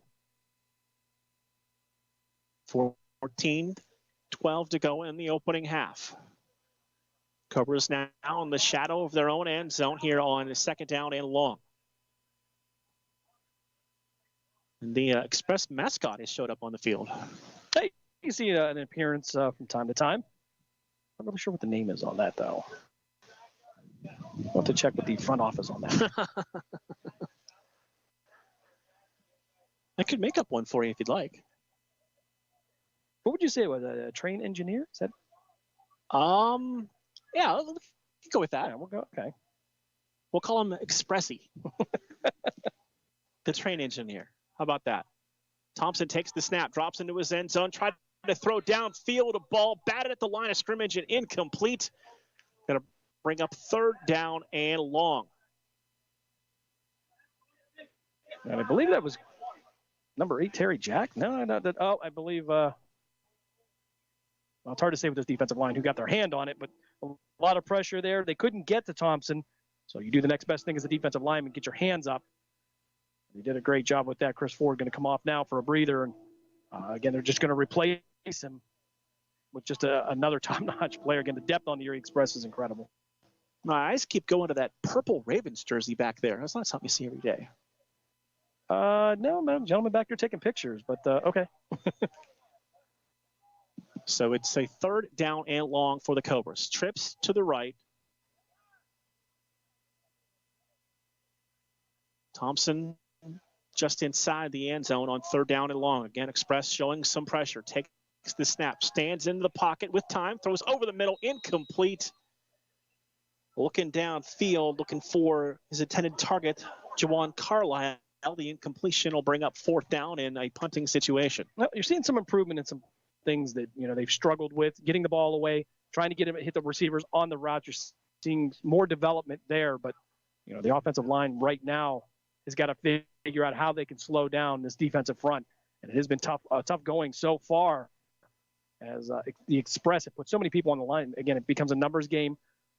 Most of the time, 6 on 5, and when you have that kind of advantage, the Express are going to come up and they're going to usually win that battle. So they're going to put 9 men at the line of scrimmage, drop 2 back to return. Started to send 1 extra man on field and then realized they didn't need him. They already had 11 out there. Jenkins to punt from his own end zone, and a flag for illegal substitution on the Cobras.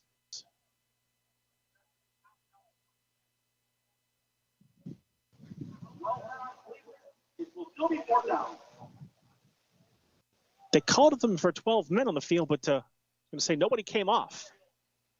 And then now we've got it situated, trying to line up.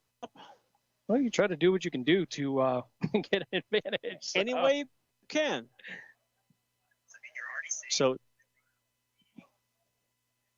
Jenkins going to punt the football away. Express come off the edge. They blocked the punt. It looked like they were offsides. And the ball is going to be falling on in the end zone. Well, he might just be short. They were clearly offsides on the block of that punt, but no flag was thrown. They came off the left side prior to the snap of the football. No, I think the officials are going to overlook that.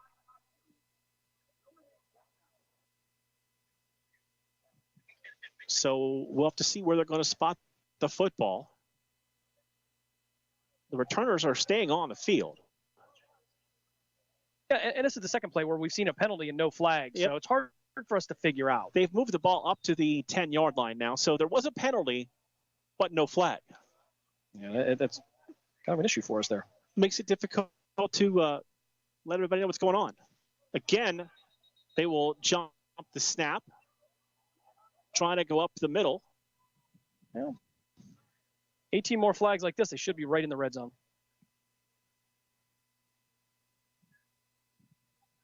No. The returner for the Express.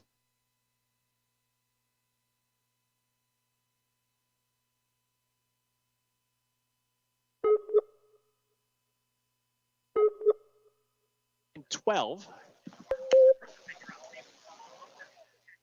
And pressure going to come from the outside again. Jenkins claps his hands. Snap going to go off his hands into the end zone, and he's going to bobble that ball out of the back of the end zone. That's a safety for 2 points. And the Express add 2 to their total and now lead it 20-0 with 13:02 to play here in the first half. Yeah, that's it's just getting tougher. It was a snap that was off to the punter's right. He should have been able to handle that.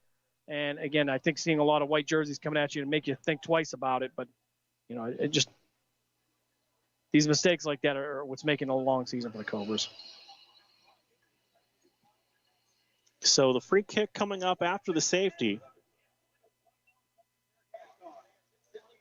And the lead now out to 20, and the officiating crew kind of huddling up at the 25-yard line.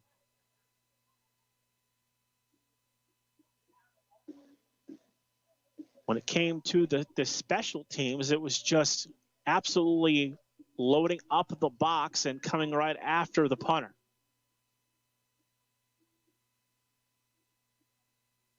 This would be a free kick from the 20-yard line. See if they'll kick it off the tee or if they will choose to punt it. Don't see the tee out there for Justin Jenkins. I like that they've added 0 to pretty much every level of football now. You saw it at the college level 2, maybe 3 seasons ago that they added it. And I know they're changing the NFL number rules for this year, so we'll have to learn that all over again.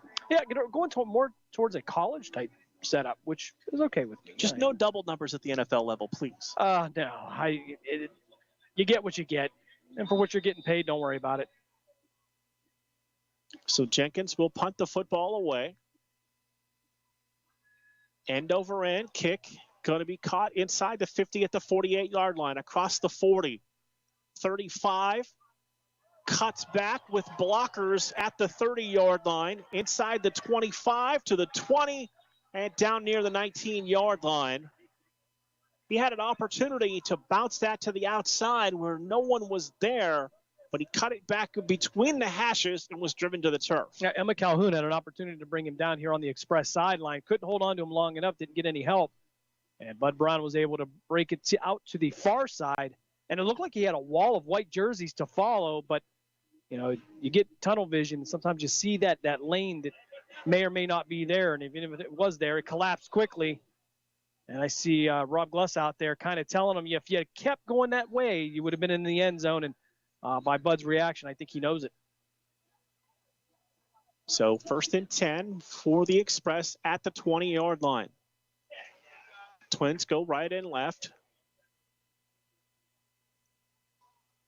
Hannah takes the snap inside, handoff. Harden's got the football, and he'll drag a defender down to the 15-yard line. That's a gain of about 6, brings up 2nd down and 4. Yeah, and I'm surprised you're not seeing a little bit more of that from Erie.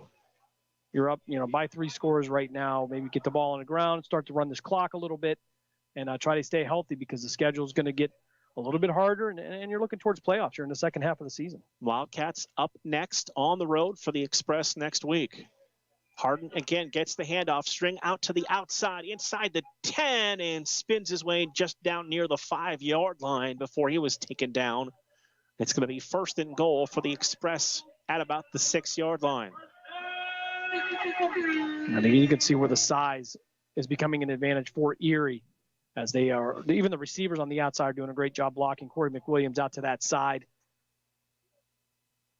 And this is where Cleveland's going to have to figure out how they can utilize that speed to counter this. They'll load 3 receivers up in a diamond formation, slot to the left side, single receiver right. Hannah going to work out of the pistol formation with Harden, the running back, to his right. Now goes in motion and will line up to the left.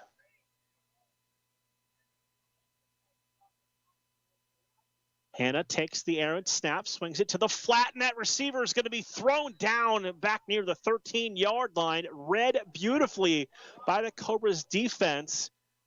And a nice tackle for loss brings up 2nd and long. Yeah, Jacoby Brown read that well, came up there, and never broke stride and was able to bring him down for the Cobras. And one of the better defensive plays we've seen today from Cleveland.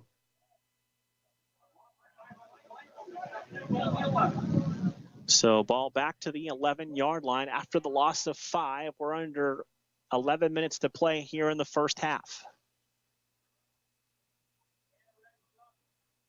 Hannah has the running back, Harden, behind him. Turns, pivots, hands off. Harden with the football to the left side, and he will lower the shoulder and drive it into the end zone for an 11-yard touchdown run for Dante Harden, the former OU Bobcat. Now, we also have a flag on the play thrown after Harden got across the goal line, and you see the umpire and the official talking. And thought I saw a preliminary call of a face mask, but I'm sure that the Erie Express aren't really going to worry about that right now.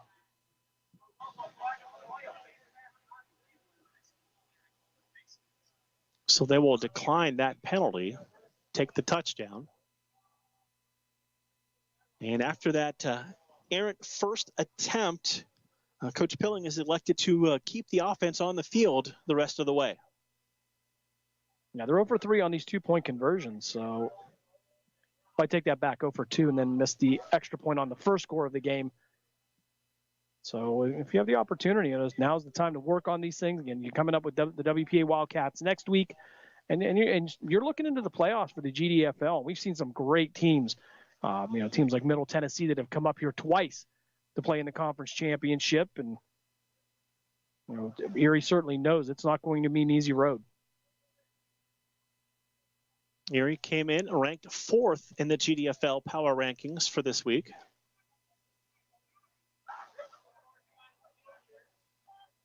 Hannah trips to the outside, loose ball on the turf. Hannah's going to pick it up and just flip it into the end zone, and that ball is going to be intercepted. That can be run back for 2 with blockers down the sidelines across the 20. Still on his feet at the 25 to the 30 to the 33-yard line, and the ball came loose at the end. on the interception by Jacoby Brown, number 14. Yeah, and he's shown up the last couple of plays, but now there was a flag down at the goal line. I think that's going to come back. And Erie may get a second shot at this 2-point conversion. And a little bit of light from the Cobras. I'll put it politely. Offsides on the defense, and they'll get another attempt at this 2-point conversion.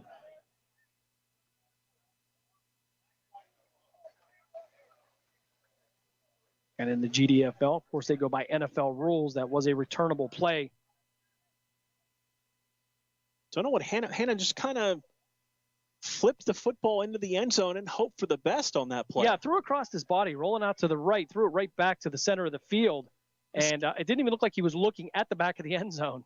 Kind of Manziel-like, if you will. Yes. So they will this time turn and hand the ball off. And a loose ball, what are they going to say? That he broke the plane. Cobras came out of there with blockers and the football, but the... Okay, the head linesman is going to say that he crossed the plane, which killed the play by rule. And so finally they're going to get into for the 2-point conversion. 10:31 to play here in the half. It is Erie 28, Cleveland 0. We're back after this on Western Reserve Radio. Mill Creek Golf Course is the Valley's leader for golfing fun with a practice range, short game area, and hole 55 bar and grill all on site. Mill Creek Golf Course features a friendly PGA professional staff available for instruction, along with 36 challenging holes designed by the legendary Donald Ross. Don't forget family fun night golf on Fridays and Saturdays for just $25. For details and tee times, call 330-740-7112 or go online to millcreekmetroparks.org. Youngstown, Warren, and Salem's local and national sports talk can be found on TuneIn and the Live 365 app at Western Reserve Radio. WRDB, The Scourge. Right back here from Mercyhurst College, home of the Lakers. 10:31 to play in the half. 28-0 is the lead for the Express over the Cobras. Don't forget to join me and Dave coming up on Tuesday for another edition of By All Means. 5:40, we are scheduled to be joined by Girard football head coach Pat Pearson as we continue to preview Youngstown area coaches leading up to the start of the high school football season in the third week of August. Yeah, if you think about it, we're already here at July 10th. August 20th kicks off the Ohio high school football season with the addition of the extra playoff teams and the extra week. They're going to start a week early. Every coach I've asked has had the same opinion about the expanded playoffs. Funny how that works out.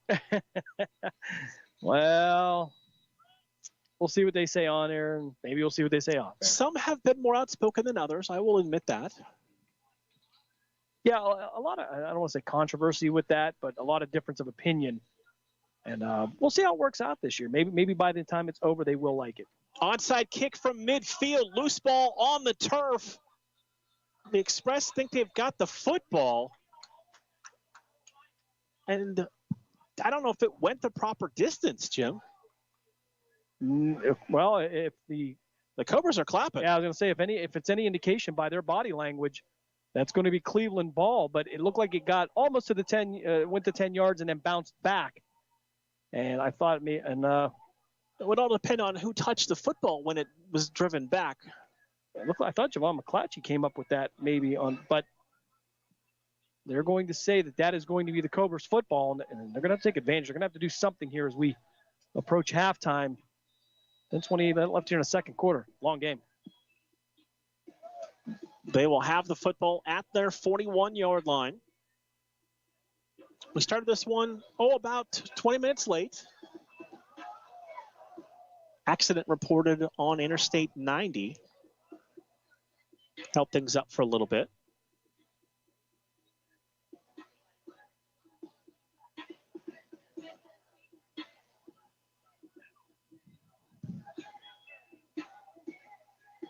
You can see a little bit of difference though with Dave Thompson and they're at quarterback. You can see when the receivers have the opportunity to get the ball and it's right in place. They do come up with some yards, but they're going to have to find a way to counter that 5-man front of the Express.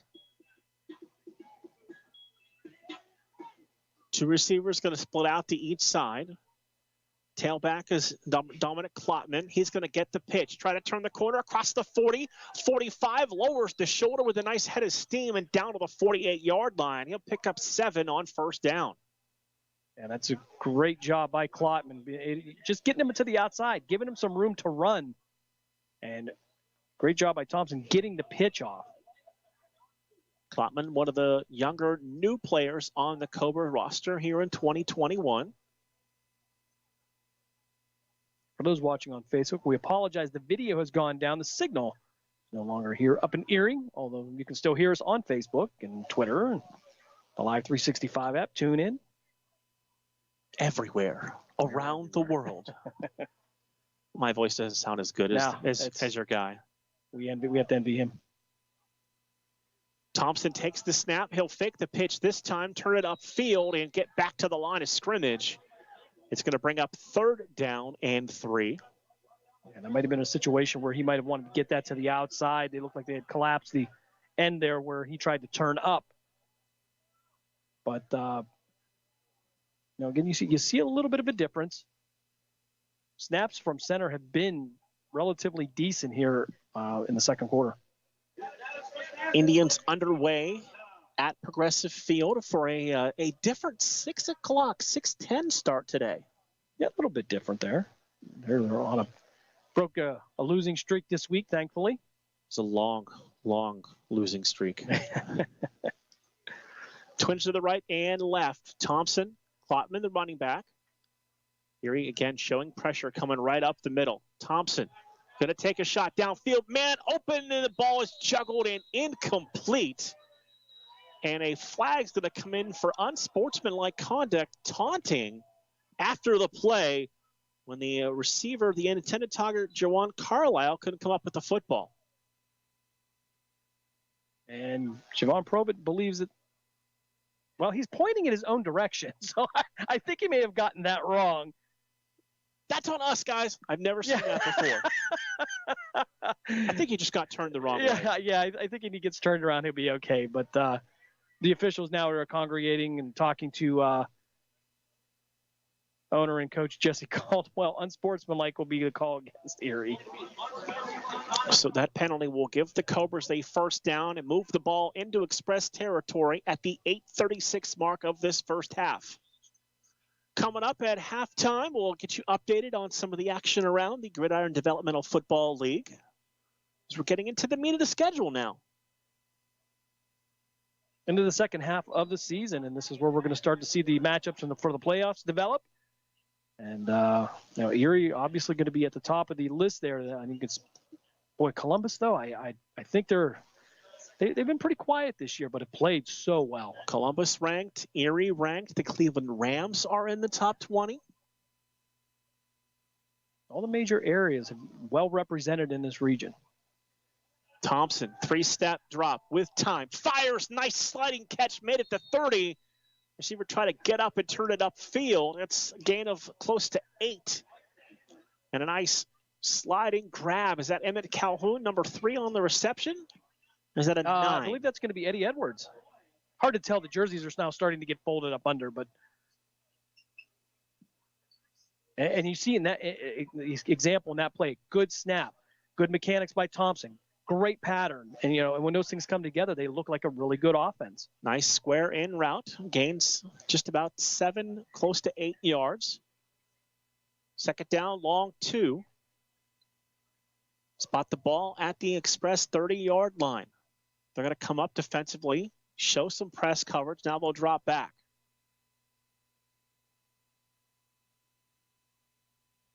Thompson takes the snap, going to pitch it to Klotman. And he's going to be dropped back at the 35-yard line. Defensive end came up, disturbed the play. Thompson had to pitch it before he wanted to. And that's going to be a loss on the play. Bring up 3rd down and 6. Yeah, Ashton Jones come up, disrupted that play a little bit. But part of the problem was that there was not enough separation between Thompson and Klotman on that option. You got to have some space in there. And when he pitched, it went right into Klotman's face mask. That took that extra half second for him to recover the ball. And really didn't make it anywhere. But, again, a lot of good signs here so far on this drive. 3rd down and 6. Just under 7 minutes to play in the half. Erie 28. The Cleveland Cobras 0, but on the move. Single high safety, twins to the right and left. Klotman now going to move from the right to the left side of Thompson. Thompson takes the snap, rolls to the outside, has time to the outside, going to throw downfield, the ball knocked away and incomplete. The safety came over and knocked the football away. Thompson showed some good speed to get to the outside and keep that play alive and bring up 4th down. Yeah, did a great job keeping the play alive with his legs, and then bounced back out to the far side of the field towards his sideline. Tried to get the ball out to Craig Williams, and by that time, Erie had already collapsed on the play. Cobras will take their 2nd timeout with 6:30 to play in the half. We're back to Mercyhurst College after the 60-second break on Western Reserve Radio.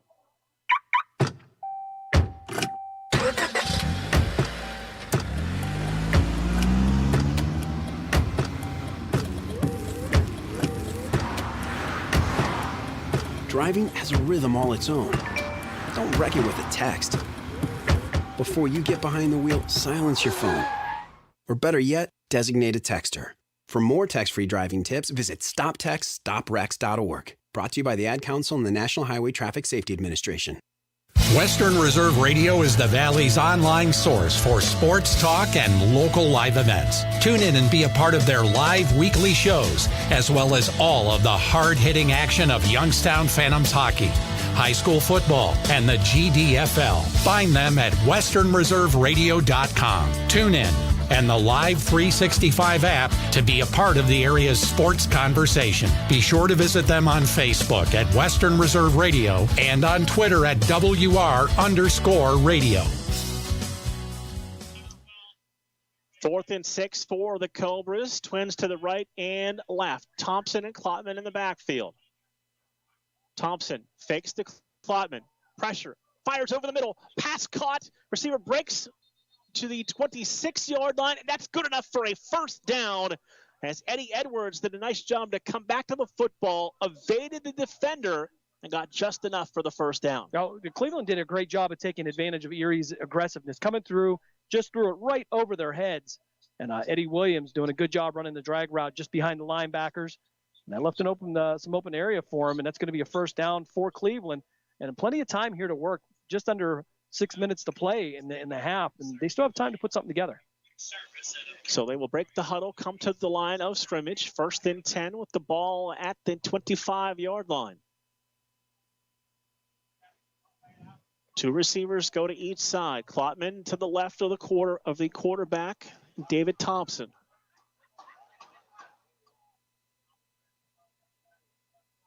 Thompson takes the snap.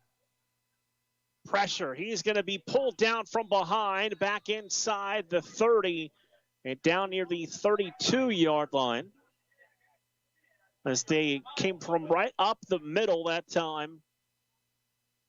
And that'll bring up now a 2nd down and long, 2nd and close to 17.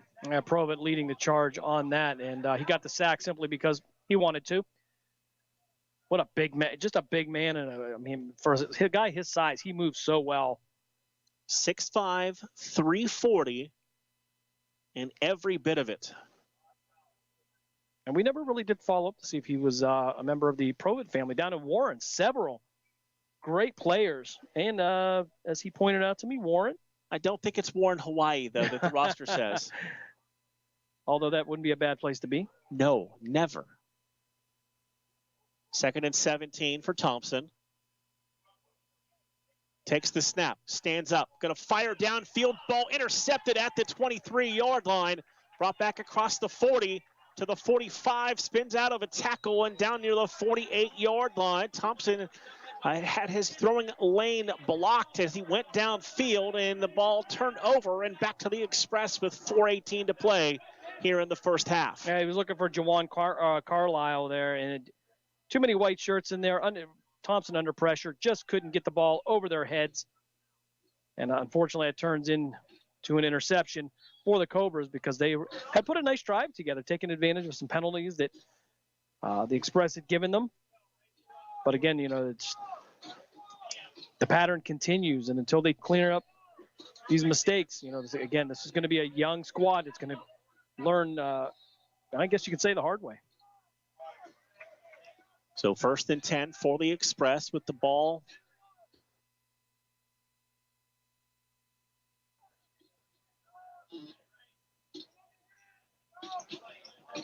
And we apologize, our signal dropping out here in Erie, a little rough up here, but we'll keep it going. A little bit of delay here after the turnover. Now we're ready to get back to second quarter action. Williams in motion, fake it to him, hand the ball off to Harden, running right up the middle, and Harden drives down to the 46-yard line. Brings up 2nd down and 3. Yeah, Corey Stallworth did a good job at the defensive tackle spot, fighting off the block and getting the tackle. Gain of 7, 2nd and 3. Under 4 minutes to play in the half. Again, slot receiver goes in motion. They'll give it to him on the jet sweep to the left side. Has the first down across the 40, 35, cuts back 30, and throw down near the 25-yard line. That'll be a first down on the ground for the Erie Express. That is number 3, Jensen Jones on the carry. I think one of the things that's now starting to affect the Cobras is the shortage of numbers. I think there's some fatigue starting to set in. And that's why you're seeing a little bit more success with the running game with Erie. 3 receivers go to the right, 1 to the left.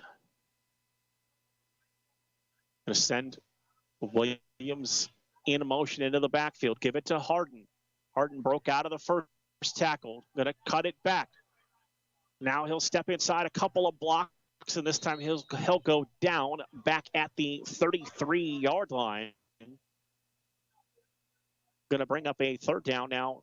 A 2nd down and long. Yeah, Corey Stallworth did a great job of disrupting the play. Couldn't bring him down there, so he got to run around a little bit more. And then Jeremiah Grayson came up and helped Stallworth finish him off on the rebound. So great pursuit by the Cobras here. 2:25 to play in the half. 2nd down and long. 2nd and close to 16. Stack 2 receivers right, split 2 receivers to the left. Running back goes from the right to the left side of Hannah, who's back to throw. With time, going to just flip it out to his running back who wasn't on the same page as his quarterback. And that ball will fall to the turf incomplete. Bud Brown not on the same page as Brandon Hannah. And actually, that's one of the Bud Brown's favorite patterns. He just gets out in the flats. He likes to drop the ball onto him and let him get into the open field. But that certainly wasn't going to happen there. Derek Glenn was out in the flats for the Cobras waiting for that. We see a lot of wheel routes from them that they haven't really used so far today. No, it's actually just shortening the game up for them, seeing what they can do. And so far it has worked out well for them. Although the Cobras, they have had flashes, and they've done a good job defending it too. Twins to each side. Brown remains the running back to the right side of Brandon Hannah on 3rd down and 16.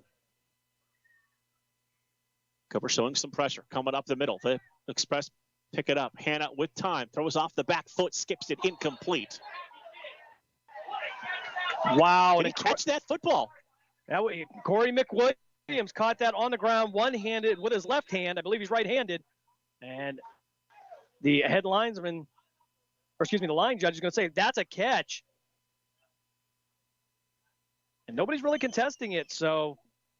Yeah, I don't see anybody. Nobody's saying it's not. Incredible concentration by McWilliams. So it's going to be 4th and 5, and I think we were just going to forego the 2-minute warning and play on. Yeah, and this would be an opportunity for the Express to maybe put up a field goal, but looks like they're going to keep the offense on the field.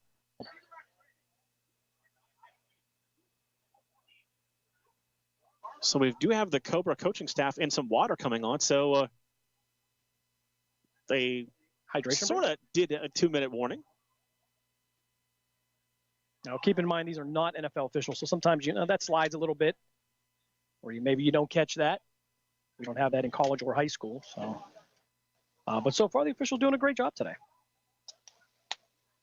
So 4th down and 4. 1:51 to play in the half. Hannah going to spread everybody out. 3 to the left, 2 to the right side. He's alone in the backfield. Takes the snap. Looks to his left, being pressured, rolling out. Going to throw it downfield. Ball caught for a first down inside the 15, down to the 13-yard line. And the clock will continue to run at 1:35 to go. That's going to be Jansen Jones on the reception out to the Cleveland sideline. And I believe he was going to be brought down by Derek Glenn. I'm not sure if that was 31 or again, the jerseys are getting folded up a little bit, but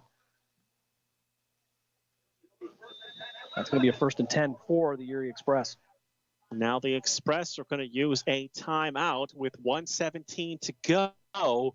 Again, looking ahead on the schedule for these two teams, up next, it'll be a road trip for the Express to the WPA Wildcats, and was a really good matchup for those two teams the first time they played.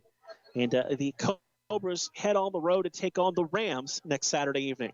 Yeah, you know, and you looked at the win over WPA for Erie as kind of that hurdle they've been looking to get over the last 3 or 4 years. They haven't been able to beat WPA. They have done that, so they've taken one step. And the Cobras will have to go to the Rams. That's going to be a short trip for them. So hopefully they'll be a little bit more healthy at that time. And, you know, and like I said, I'm seeing a lot of improvement with Dave Thompson back there at quarterback, and hopefully that's going to continue. Final road trip of the season for the Cobras next week to the Rams, and then finishing off with the final 2 of the regular season at home the following 2 weeks of the season. Playoffs will begin in August. Still waiting to hear where the location of the league championship is going to be this year. We're hoping we can get it a little closer to home. Little shout out to Charles Thompson there. Road trip. Yeah, we would love to be able to cover that in our region, especially if you know, we can have one of these local teams. And when I say local, I mean regionally, either Erie, WPA, Columbus, Cleveland. You know, we'd love to see a representative there. So off the timeout.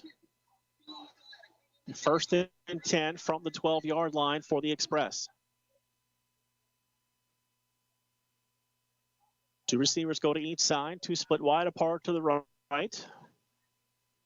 Hannah takes the snap, turns the football over, steps up in the pocket, looking to run for the first time inside the 5. It'll be thrown down at the 4-yard line.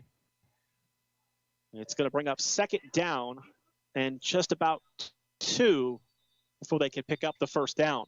Yeah, Percy Payne brings him down after Hannah saw some daylight between the tackles, and we have a Cobra down now. I think he may have gotten the wind knocked out of him. Team manager Beth Betancourt coming out to check on him. I don't think we could have ordered up a better day. And, you know, I was wondering, like, when I was searching for the name of Mercyhurst, all I had to do is look at the shrubs across the field where it says Lakers as big as possibly could be. Well, sometimes it's just that obvious. Sometimes it's obvious, but not. Robert Littlejohn, the Cobra that's been down, he's been one that they're building around, defensive end for the Cobras, walking off under his own power, so hopefully just maybe got a little wind knocked out of him. So 2nd down, long 3, with the football spotted at the 4-yard line.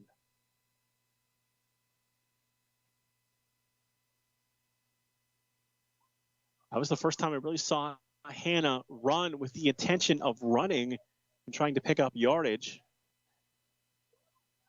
Yeah, I'm not even sure if it was necessary, but, you know, Brandon's a competitor, and if he sees some light, you know, he's going to take it.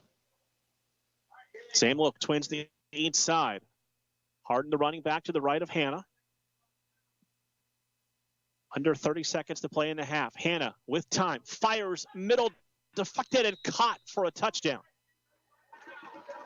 That is number 3 on the reception for the Erie Express, Jensen Jones. And the lead will grow to 34-0 with 27 seconds to go here in the first half.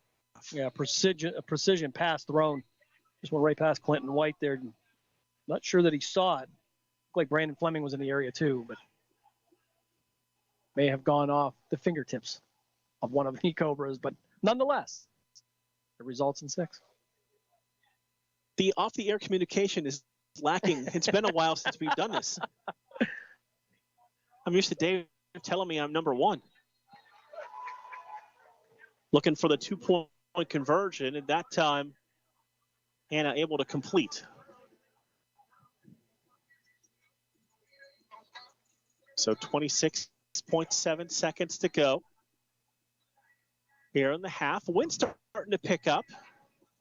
I don't want to say I'm complaining because, we are in the month of July, but it was chilly at home yesterday. It was nice. If you like that sort of thing, yeah. I mean, I'm a summer guy. I like my heat in the summer. I don't mind it. I felt like I wanted to put a sweatshirt on and go to a football game. I don't know about all that. We can go to a football game. We didn't put a sweatshirt on. No, thank you. Most depressing time of the year. But that's football time. It is. There's such a conflict because I love the warm weather, but in the same respect, I love football. It's also football time. Yeah. It's always football time. That's right. Right here on Western Reserve Radio, we have football. Oh, wow, man. More than we don't. True. Between high school and the Gridiron Developmental Football League. Even a little Grove City football thrown in here from time to time. September 4th, they will open up this year on the road at Juniata College. I don't think we have any Juniata alumni here today. We do have, I think, a teal. Is it Hiram? Brandon Hanna? Yes. Kickoff. Picked it up along the sidelines. Does Emmett Calhoun. And down at the 19-yard line. He lets that roll. It's out to the 35-yard line if it goes out of bounds. Instead, he took a hit, and they'll start at the 19. No fear by the small guy in the field. And he's letting Harry know it, too. He's don't mistake his size, for lack of toughness there, because the last couple of years I've seen him take some shots, and he has bounced right back up. It says a lot for him. I was going to venture a guess, but I don't want to offend him. Height and weight, but not the biggest guy out there, but also not afraid either. And now I'm going to say, let's guesstimate, maybe 5'7", 145. What do you think? I was in that neighborhood. I was 5'7", 5'8". Yeah, that's. I was going to go a little 165. They have packed a lot of toughness in that young man. So 21 seconds to go here in the first half. Cobras will have the football at their 19-yard line. Still have a couple of timeouts in their pocket if they choose to use them.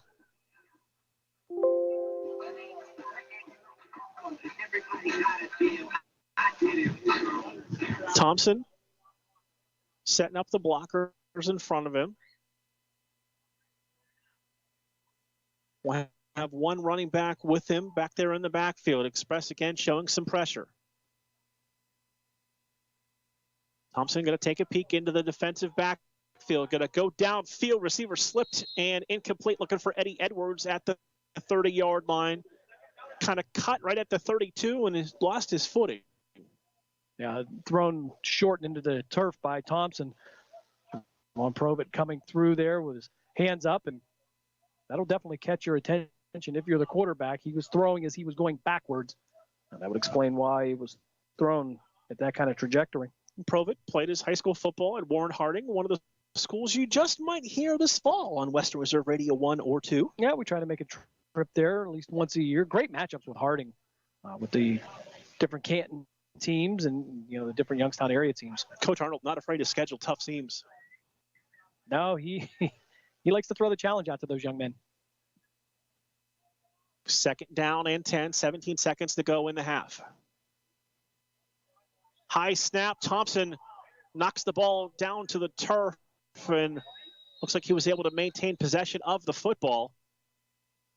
But the Express are going to take a timeout with 10 seconds to go. Head coach Mark Pilling coming out here and calling the timeout himself.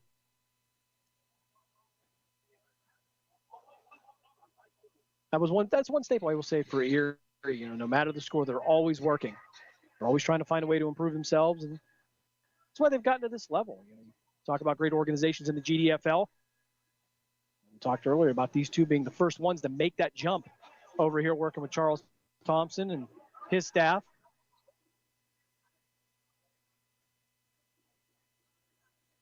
So off the timeout, it'll be 3rd down and long with 10.2 to play in the half.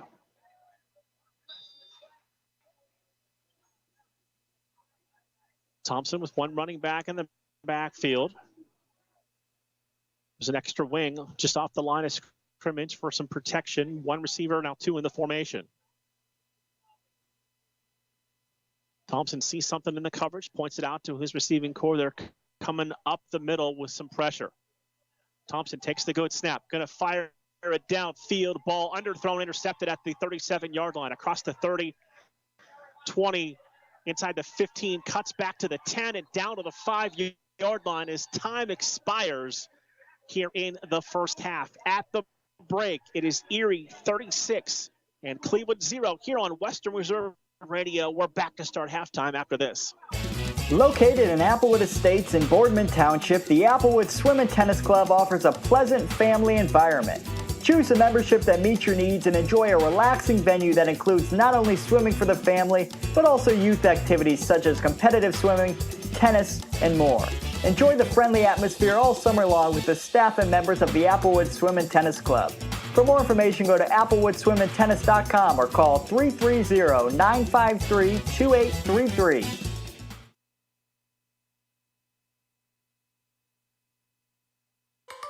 Mill Creek Golf Course is the Valley's leader for golfing fun with a practice range, short game area, and hole 55 bar and grill all on site. Mill Creek Golf Course features a friendly PGA professional staff available for instruction, along with 36 challenging holes designed by the legendary Donald Ross. Don't forget family fun night golf on Fridays and Saturdays for just $25. For details and tee times, call 330-740-7112 or go online to millcreekmetroparks.org.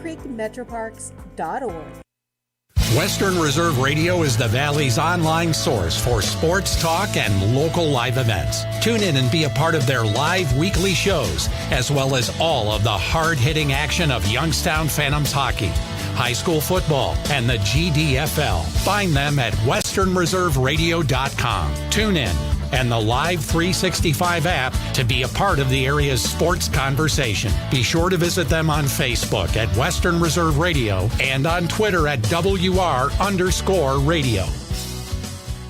In the small town of Elmira, New York. WWE superstar Alberto Del Rio. Take 1. Behold the angry giant. Try it again, Alberto. Behold the angry giant. Perfect. Good luck tonight. Behold the angry giant. Yay! Read me another one, Dad. This is WWE superstar Alberto Del Rio. It only takes a moment to make a moment. Take time to be a dad today. Visit fatherhood.gov. Brought to you by the U.S. Department of Health and Human Services and the Ad Council.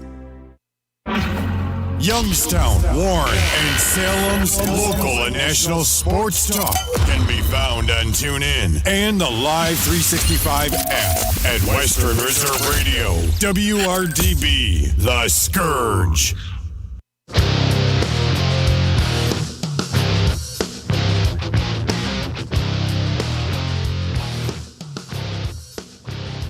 Halftime here from Saxon Stadium at the home of the Mercyhurst College Lakers here in Erie, PA, where the Express lead in the Cobras 36-0 at the half. And what's been an interesting first half, started a little late. Didn't have a kickoff to begin the game, so didn't know the number of the starting quarterback. So there's been some hurdles today. Yeah, it's been a little rough, but the funny thing, it is Brandon Hanna, number 82. So I'm sure that's, I left my jersey at home or something like that. Happened at every level of football that we've called games. Yeah, you know what? And as an owner, it's just something you anticipate. And I know Paul Pennington says, you know what? I'm going to have extras. I'm going to have this thing. Nothing's going to go wrong. And that's why it makes him one of the best in the league. And if you've got that good head coach, you've got that good owner or equipment guy that always brings extra jerseys. Yeah, absolutely. How many times have we received at every level we've done games together, whether it be semi-pro, high school, or even at the college level? You get a text, so-and-so is now wearing this number. All right, thank you. Yeah, and I've gotten a couple calls like that this week. So D'Angelo James coming over to the Erie Express. He was released by the Cleveland Rams, and he was going to wear one number, but he's going to be number 6 next week. So that'll be coming in, and I believe this week is the deadline for signing in any new players too. So anybody after this week, these are going to be the rosters you're looking at. Charles Thompson will be keeping a close eye on that, as he does on everything in the league. Yeah, and you know what? He's really held these teams accountable. During the week, I'm privy to see kind of what goes on with the owners and the commissioner, and get to be that fly on the wall, and fines being. You're that fly. I am that fly in the ointment. But he's holding these teams accountable. There have been fines that have been handed out. There have been suspensions, and I think that's good for this level. It's holding people accountable to the standard that the GDFL wants to set. This is a tough level of football to begin with, whether it be organizationally, whether it be financially. I know firsthand it's hard. It's probably the hardest job that I've ever had. Rewarding. I mean, make no mistake, but you have that blingy ring to show for it. I have at least one. Tried to get 2, didn't work out for me. But how's that rib doing? It only took about 18 months, but it's healed. So we're doing all right. The inside jokes are flying today. Yeah, well, that's not. I think everybody knew about rib. that one. Yeah. So we're throwing all the puns and everything out today. What are you gonna do? So you mentioned we are the only game underway so far in the league. Yeah, so far today, 5 o'clock kickoff for the Erie Express. But games will be kicking off at 7 o'clock here on the East Coast, and we're gonna have some games that'll be starting later, 10 o'clock our time, out on the West Coast. So we'll right around let's take a look at the schedule while we have the opportunity. If I can find it, that would be extremely helpful. But start with the Syracuse Strong. They're going to head over to take on the East Penn Raiders. The East Penn Raiders have been doing a very nice job. Good broadcast for them if you want to watch them after you complete your game here in Erie, here on Western Reserve Radio. The Columbus Fire. I was going to say, that's something we've seen. I feel like we were on the forefront of broadcasting in the GDFL, but it has really continued to grow and expand with teams across the country. Yeah, and it's becoming easier. It's cost effective, and people are getting to see this now. So I'm hoping that's going to help it grow. Again, the GDFL takes the opportunity to really help us promote our broadcasts, whether you're doing it on some kind of video stream, whether you're doing a radio broadcast. And for those wondering where our video broadcast is, we are Western Reserve Radio. We just happen to be throwing on some video. But the signal didn't really cooperate. Yeah, up here in the Erie area, it just wasn't going to happen.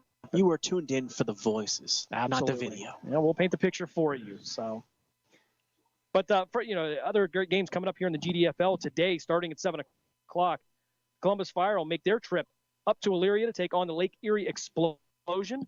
The Explosion, their last game was against the Cleveland Cobras. They lost that game, but I'll tell you, a young team. A dance team up there, band, very interactive with the crowd, very, very beautiful stadium up there in Elyria. So a lot of good things happening for the Lake Erie Explosion. Hopefully they will stick with it. Down in the South, the Huntsville Rockets, a perennial playoff team, they will head over to take on the Magnolia State Knights. And the Middle Tennessee Bulldogs, who we have seen here twice against Erie in the conference championship, will head over to Mississippi to take on the Road Warriors. What is the Magnolia State? That would... Okay, well... I wasn't trying to trip you up. I don't know. It was a legitimate question. Yeah, well, I'll have you look that up while I go through the schedule. So, again, Middle Tennessee, who have become a perennial playoff team, also 2 appearances up in Erie, head over to Mississippi. They take on the Road Warriors, and then the South Louisiana Tigers will take on the Tri-City Outlaws. The Memphis Blast will take on the River City Pythons. The Wasatch Revolution will head over to Utah to take on the Salt Lake City Senate. And the Colorado Knights will take on the Las Vegas Saints in a non-league game. And, of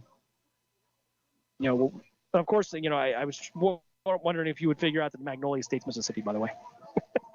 I missed the video all of a sudden. Colorado Knights. Again, they'll head down to Sin City to take on the Las Vegas Saints. The Saints have taken on a couple GDFL teams this year so far, and they have not fared well. They have been walk-away games for the GDFL teams. But, it's always nice to have that trip down to Las Vegas. The Steel City Bobcats, they will come up to take on the Shenango Truth. And the Greensburg Golden Hawks will head down to southern Pennsylvania, or excuse me, not southern Pennsylvania, but south into Pennsylvania to take on the WPA Wildcats. So Johnny Ray, the owner of the WPA Wildcats, incidentally, we'll throw this out there, heading up the football program at Kennedy in Pennsylvania now. So Kennedy Catholic. So congratulations to him. And if you watch on social media, doing a lot with that team, very active with them, taking them different places, getting them exposed to things. So they're trying to put together a great program up there, and we wish him all the luck in the world. And he did a great job with the WPA Wildcats, still the owner of that, but he's going to do a great job at Kennedy Catholic, and I can't wait to see how that develops during the high school season. Also coming up tonight, this is probably the marquee matchup in the GDFL. The Ohio Elite Outlaws will take on the Cleveland Rams. The Ohio Gladiators will head over to take the Ohio Phoenix, that game being played at Liberty High School on the north side of Youngstown, down in our broadcast from there. And finally, the Upstate Predators will take on the New York Wolverines in Eastern Extreme East Division action. Those are 7 o'clock games. Some of those 10 o'clock games if you're out on the West Coast. Kind of fun to talk about that, you know. And, we were hoping that some of those West Coast teams were going to do some broadcasts so that, we could bring you that during the season, and we're working on that. Hopefully that will be a thing coming up here soon, especially with the playoffs. I think that's going to be a great thing that everybody gets to see these teams and the work that goes into it. My phone is taunting me. You should order this. You're hungry. Like, I just got that alert. I always get the Uber Eats. I'm like, you're right. Stop it. Well, no, we need to bring somebody to go down to the concession stand here. We want to support the program, so. They're getting hungry just sitting there talking about. Take a look at some of the scores from our last week in the GDFL. That would have been just before the 4th of July break, which ended the first half of the season. But that was on June 26th. The Mississippi Road Warriors went down to take on the River City Pythons. Not a good day for them. They lose 30-0. The Pythons come away with the win. And the Memphis Blast get a 36-20 win over South Louisiana Tigers. The Huntsville Rockets, in a close game, get to win 24-18 over the Tri-City Outlaws. The Utica Nighthawks pretty much coasted in this one. They get a 51-0 win over the New York Wolverines. And the WPA Wildcats head over to Pittsburgh. They get a 26-0 win. And what was a very good game, and this is a game you could catch on 12-ounce sports, 24-ounce. So you can see what kind of weekend it's going to be. You're doubling up on us. 12-ounce sports. Sorry, JB, about that. But the Cleveland Rams took on the Ohio Gladiators, 14-8 game, and a fantastic played game by both sides there. And the Pittsburgh Buccaneers get a 38-14 win over the Lake Erie Explosion. And, of course, we talked about the Cobras going down to Columbus, and it's hard to find a lot of, positives in a 25-0 win, but they go down to Columbus shorthanded and hold the Fire to only 25 points. And I say that begrudgingly, but nonetheless, we talked about Columbus being that team kind of flying under the radar. You don't hear a lot about them. But no, some points. They're just winning. That's all they're just winning. Also, in our last week, the Wasatch Revolution took on the Idaho Mustangs in a non-league game. And the Revolution, they lose 22-6. So a very tough Idaho Mustangs team.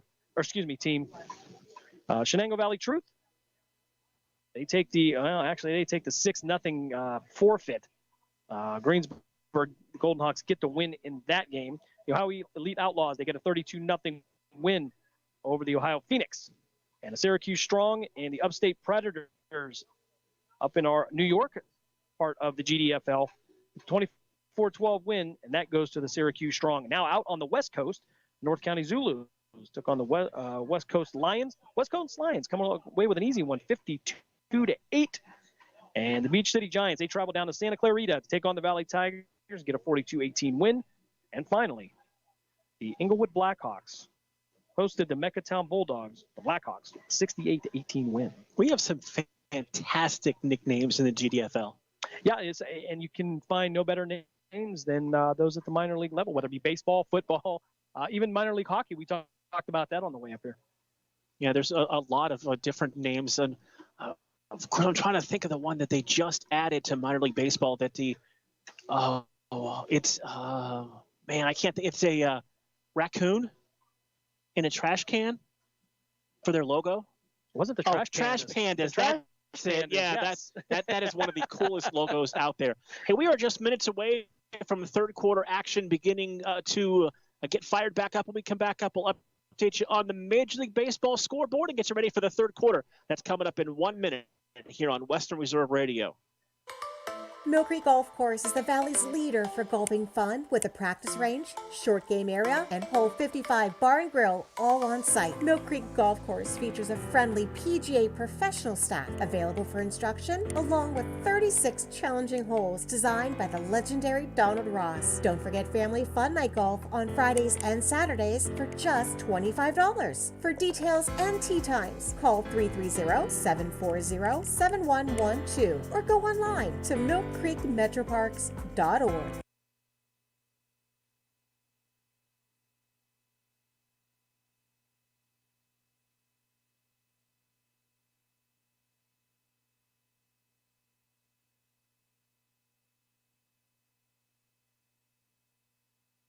Hey, let me ask you something. Would you seat your 3-year-old child on a windowsill? Would you seat them beside a lit fireplace or by the deep end of a pool? One last question. Would you seat your child in a car seat that's not correct for them? Car crashes are a leading killer of children ages 1 to 13. Secure their future. Seat them in the correct car seat. For more information, visit safercar.gov/the-right-seat. A message from the National Highway Traffic Safety Administration and the Ad Council.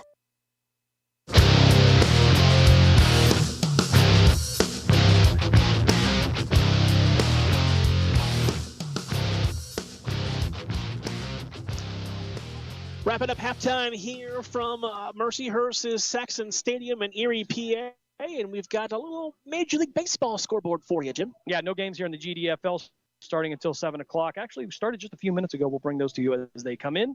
And your out-of-town scoreboard brought to you by Imperial Glazing Concepts. And so far this afternoon, in the first of a doubleheader, the Pirates, they knock off the Mets 6-2. And the Royals lead the Indians in the fourth inning 2-0. And that was your score, your Glazing Concepts out-of-town scoreboard. Imperial Glazing Concepts specializes in aluminum storefronts, curtain walls, doors, windows, composite panels, glass awnings, and point-supported glass systems. For a free estimate, call 330-652-6277 or stop in their Nile shop to see them. I was waiting for you to say something when I broke out the Pirates hat for today. Or did you not even notice? No, I didn't want to hurt your feelings. Well, I figured we were coming to Pennsylvania. Why not wear it? Oh, I guess when in Rome, you know. No, we're not in Rome. We're in Pennsylvania. Well, maybe that's the my Olympics issue. aren't even in Rome. I don't know where I went there. And it's odd because I'm a Cleveland fan all the way around. Of course, everybody knows that. And then, except for hockey. Well, yeah, me too. There was no hockey team in Cleveland. Well, at the major league level, at the NHL level. But with the owners of the Penguins at that time were from Youngstown, were the DeBartlos. Mm-hmm. So you know, there was a connection there, and you can almost let it go that they're from Pittsburgh. It's cool. I don't know how many people tell me, "Oh, you should switch and be a Blue Jackets fan." Now, no, my son has, and I'll tell you, I said, why? You like the Penguins when you're younger. I mean, he's all of 14 now, so. But when you were younger, you like the Penguins and this and that. I said, why do you like Columbus? He goes, I'm from Ohio. Why would I like the Penguins? It's so obvious. He just kind of looked at me, kind of like, don't you? Come know on, that? Dad, don't you know? And it's so. Being schooled by a 14-year-old, that kind of kills the ego. So, what do you think happens here? Do we have a second half kickoff? I'm going to say maybe. I don't want to commit. But today's game analysis brought to you by. Yeah, and one of the things they may talk about in all seriousness is maybe a running clock at this point. With the score the way that it is, 36-0. There's no reason to get anybody hurt. I think this game is, for the most part, decided, but it's still an opportunity for the Cobras to get some work in and, get through these growing pains. We saw take the penalties out and the small mistakes, and I think the Cobras offense has looked better with Dave Thompson in there. And of course, he's experienced. He spent time with the Ohio Golden Knights and the Northeastern Ohio Predators, so, he's an experienced player, and he's really made a difference. They've been able to do a few more things, but two things going against them right now: youth and mistakes. course, you can throw in the excellent play of the Erie Express, but once you start eliminating these penalties and you don't have your back against your own goal line, then you're going to see a lot more success. And I hope that these guys realize that this is a learning process right now. You're building it, and with everybody having average maybe 2 years experience at this level, I hope they're patient enough to see that there's going to be development, and they continue that. We are getting ready for the third quarter to commence here at Saxon Stadium in Erie, home of the Mercyhurst College Lakers, a Division II college football program here in Erie, and top-notch facilities all around. You know what? And Erie always makes sure that their presentation is done well, whether they were here or Erie Cathedral Prep or wherever they were. Just nice facilities, and they do a great job up here. I missed the train over at Prep. Yeah, you know what? I found that. Yeah, I don't know if I found it ironic, but it definitely fit the environment. The Express, and then you see the train coming through, and I do kind of miss that. I feel like there's a lot of that here in Western Pennsylvania with trains around stadiums. If you ever head over to Waynesburg College, they have a one-sided stadium with a train track off a little ways off the playing surface behind it. Just a fun fact for the day. And knowing's half the battle. Underway here to begin the third quarter with a bouncing kickoff fielded across the 10, 15 to the 20, 25 outside 30, 35, and out to the 37-yard line is a nice return by Jawan Carlisle. And 1st and 10 for the Cobras with a little momentum to begin the third quarter. Yeah, and one thing in this situation is they're going to start with decent field position. They're going to be able to do whatever they want. They're not going to be pinned back. So that opens up the playbook a little bit for them. So we'll see what adjustments they made at halftime, and hopefully start to see a little bit more movement on the ball. And again, just looking for small successes here right now. Try to get some points on the board, get some things going. A little bit of confidence goes a long way. So 1st and 10, they officially spot the ball at the 37-yard line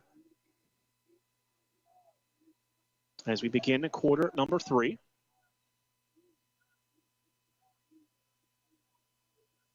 I didn't really think about it until you mentioned it earlier. 5 weeks away from the start of high school football in Ohio. Yeah, insane how time flies. But we're looking forward to it. We're very excited. We'll be bringing you a lot more information on that. Single receiver to the right. Tight wing or slot receiver to the left side. Split backs in the backfield, and penalty flag comes out on the opening play. Didn't quite see anything. I think they're going to have the Cobras for a false start. And judging by the body language, I do believe that's going to be Jeremiah Grayson, left tackle. So that procedure penalty will back him up.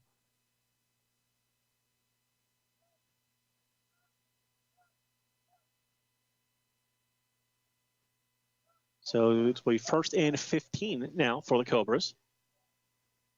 Ball at the 32-yard line.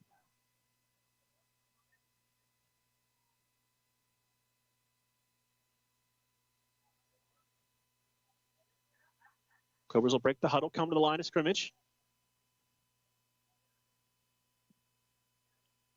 Different look than we saw from them in the first half. Just a single receiver, split backs in the backfield with the quarterback, David Thompson. Thompson takes the high snap, turns, hands the ball off to the ball carrier, Dominic Klotman, who's dropped in the backfield at the 31-yard line. Will bring up a 3rd down and long. Yeah, a lot tighter formation for the Cobras. I don't know where they're trying to go with that, but they haven't had a lot of success between the tackles. I mean, they may want to look to get to the outside, try to utilize that speed. So, it'll be 2nd down and long after the penalty.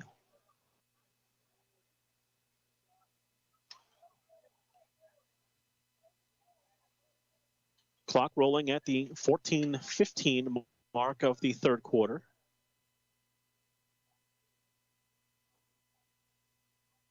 Cobras will stay in that same formation they've come out to begin this third quarter with.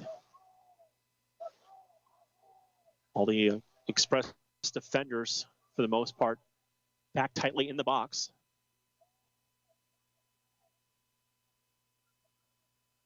Thompson takes the snap. Pressured. They'll pick up the blitz. Now he'll flip it into Klopman in the flat. Makes the first man miss with the football and gets to the 30-yard line. He'll gain a couple on the play, bring up 3rd down and long.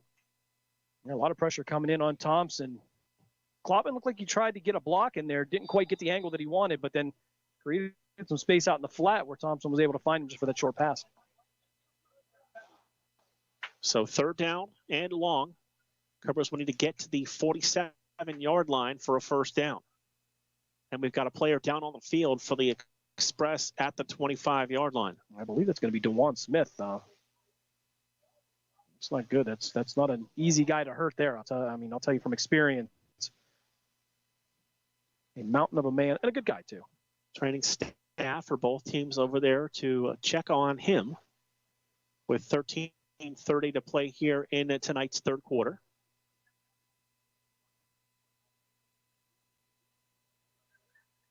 As both coaching staffs have gathered around, the Express players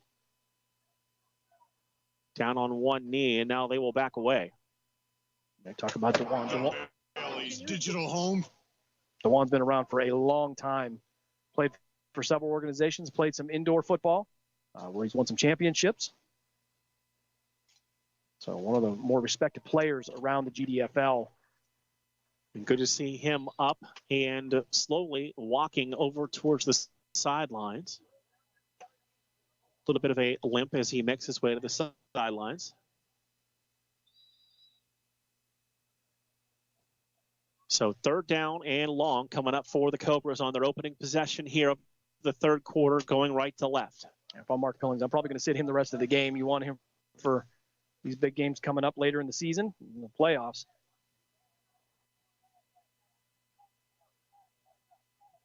Cobras coming to the line of scrimmage. See the offensive lineman pointing out the alignment defensively. Same look, split backs in the backfield with Thompson. Receivers to each side of the formation on 3rd down and long. Thompson takes the high snap, turns the ball over. Going to swing it out into the flat. Calhoun had it for a moment, but was not able to hold on to it at the 40-yard line. And the incompletion will bring up 4th down. And Thompson threw that ball nicely right between 2 defenders. And I think Emmett tried to run a little bit before he had the ball completely in his hands. Now the Cobras have elected to use a timeout on 4th down and long. And a flag will come in, thrown by the umpire. Yeah, I think maybe we've had a little bit too much conversation. And an unsportsmanlike penalty going to be thrown on the Cobras. I don't think they liked Emmett Calhoun's enthusiasm. Jesse Caldwell in the huddle with the team. Whenever the official said, "Can I get a number, please?"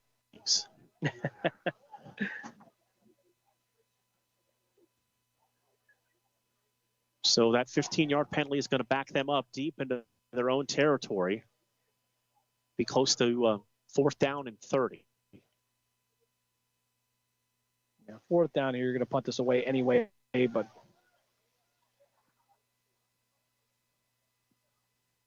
again, it's one of those things that these young guys are going to have to learn. You're going to have to control your emotions. You have to avoid these 15-yard penalties. And I think the officials have let them go, so to speak, to a certain degree. So they haven't been real ticky-tack, for lack of a better word. I think they've done a very good job. But, at some point you have to put a lid on it. And, these are the lessons that they're going to learn. Justin Jenkins will punt on 4th down.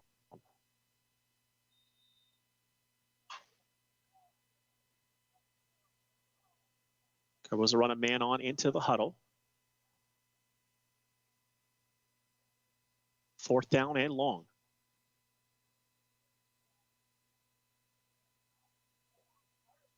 They have elected to keep the offense out there.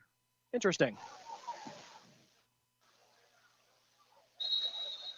I think that's confused the Erie return team and Rob Gless coming on the field. Maybe trying to make some adjustments. See, now maybe the Cobras won't punt. See, now, do you play the game and now decide to punt after you got them to burn a timeout? Yeah, and I don't know what the thinking process is about going forward on 4th and forever, inside your own 20-yard line. But at this point, nothing to lose. Look for a big play, and again, it's about trying to create that confidence. 12:44 to play, third quarter. Clock stopped after the timeout. Good crowd is filed in here at Mercyhurst College. Yeah, great support up here for the Erie Express. They're in a wonderful area, with local media coverage, and we even see the weekend reports and highlights on local news stations. So, a good minor league or semi-pro sports town. It sure is. I mean, you talk about the Erie Otters, the hockey team, and the minor league baseball team. Help me out. The Seawolves. That's right. We have Otters. We have Seawolves. The Erie Express did not stay with the water motif. The aquatic theme? No, did not.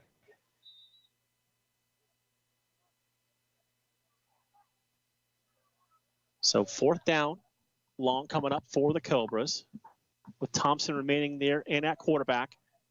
2 receivers in the formation. To wonder if Thompson will just try and kick this ball away. Nope, he's going to throw it. Step back, throw it underneath, in the flat, across the 20, down to the 22-yard line. A new number in there, making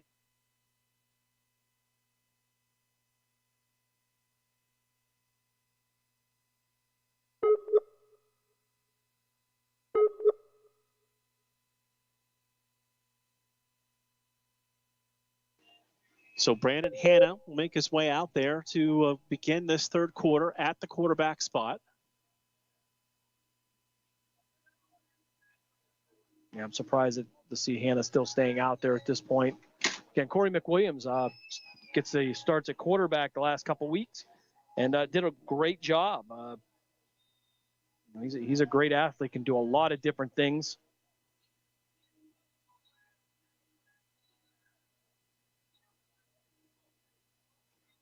So 1st and 10 for the Express with 12:36 to play here in the third quarter. Single receiver going to go to the left. Trips to the right side. Harden now going to join him, make it 4 receivers to the right side.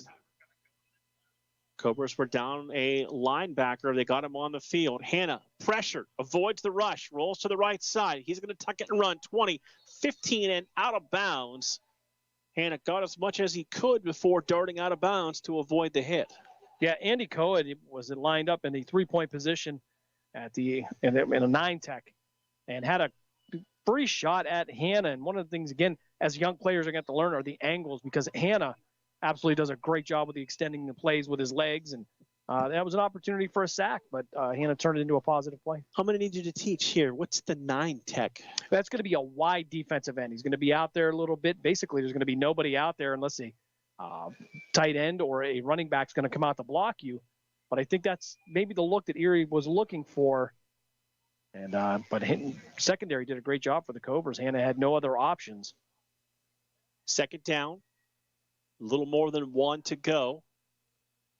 Ball spotted just across the 15-yard line.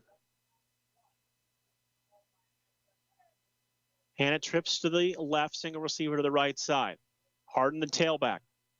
3-step drop. Hanna timing ball downfield and overshoots his receiver, incomplete in the back of the end zone. Looking for Corey McWilliams, number 19, the big 6'4" wide receiver out of Edinboro. Yeah, what you like about throwing to a 6'4" receiver is you don't always have to be accurate. But that ball was even a little bit too high for him. Edinboro's nickname? You got me on that. I was gonna I don't want to say it's a dog or something. The Fighting Scots. The Scots. Okay, I was thinking Scottish Terriers. Is that Hiram, the Terrier? Hiram is the Terrier. That's right. Okay, sorry, Brandon. That's I'd love to give you a little love to the Hiram Terriers there. Brandon Hanna, the alumni. Scots, Terriers. So again, out of the pistol with trips to the left. Hanna going to hand off to Harden inside the 5 and drives his way down to about the 1-yard line where it'll be first and goal for the Express. Harden doing a good job just following the blocking, following the lanes, nothing fancy. And took 1 or 2 Cobras with him down to the 1-yard line. So first and goal from the 1-yard line. Hand off to Harden now. Hanna's going to keep it, dive for the goal line. He's short. Going to bring up second and goal as he tried to reach the ball out to break the plane and could not. Andy Coed brought him down just before he was able to reach over. And I think he realized at some point he may drop the ball, so he brought it back into his body, which, again, another experienced, smart play by the quarterback. Hanna hands off to Harden. Jump cut to the left and into the end zone for the 1-yard touchdown run. Now, Robert Littlejohn had a shot at him, but Harden made a nice cut back and found some open space. So with 10:39 to play, third quarter is the Express 42 and the Cobras 0. They will keep the offense on the field and once again elect to go for 2. I thought we would see Scarpino come out for an extra point, but I don't think that the coaching staff's happy with the way these 2-point conversions have gone today, so they're going to get some work in that area. Hanna going to split 2 receivers to the right. Now he'll have 3 to the left with Williams in the middle of the trips to the left. Hanna takes the snap. Time. Going to fire a dart into the end zone, knocked away and incomplete. 10:39 to play, third quarter. It is Erie 42 and the Cleveland Cobras 0. We're back after this on Western Reserve Radio. Located in Applewood Estates in Boardman Township, the Applewood Swim and Tennis Club offers a pleasant family environment. Choose a membership that meets your needs and enjoy a relaxing venue that includes not only swimming for the family, but also youth activities such as competitive swimming, tennis, and more. Enjoy the friendly atmosphere all summer long with the staff and members of the Applewood Swim and Tennis Club. For more information, go to applewoodswimandtennis.com or call 330-953-2833. Youngstown, Warren, and Salem's local and national sports talk can be found on TuneIn and the Live 365 app at Western Reserve Radio. WRDB, The Scourge.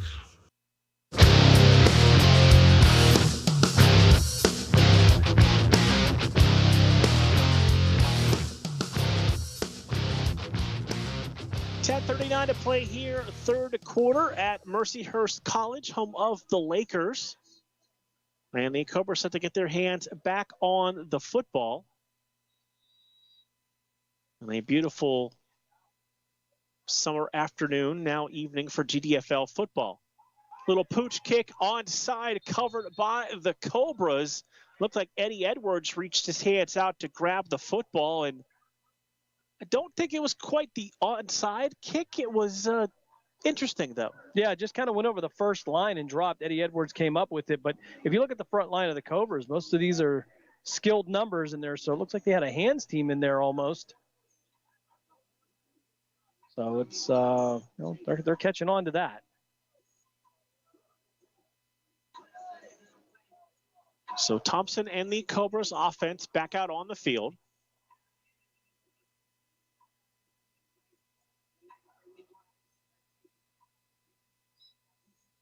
.36 to play here, third quarter. Again, I want to thank Charles Thompson for promoting our broadcast this week. Tried to bring you a little bit of video, but just ain't happening. T-Mobile doesn't work up here. AT&T is not working. Not right now, at least. No, I don't know. Some atmospheric thing. Who knows? Who knows? It was going well for a while, but thank you for joining us here on Western Reserve Radio by whatever means you are listening to us. And there are several. There are several. We will have additional ones coming up for high school football, so stay tuned for that announcement. Thompson, split backs, pair of wide receivers. One single high safety for the Express. Thompson going to take a shot, ball deflected and almost intercepted. Linebacker dropping into coverage, got a hand on the football, but wasn't able to pull it in.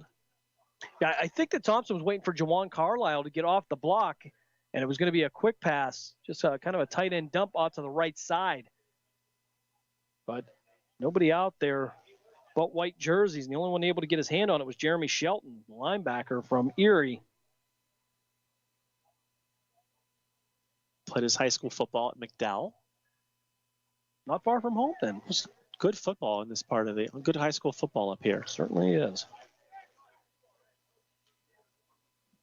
Second down and 10:31 to play in the quarter.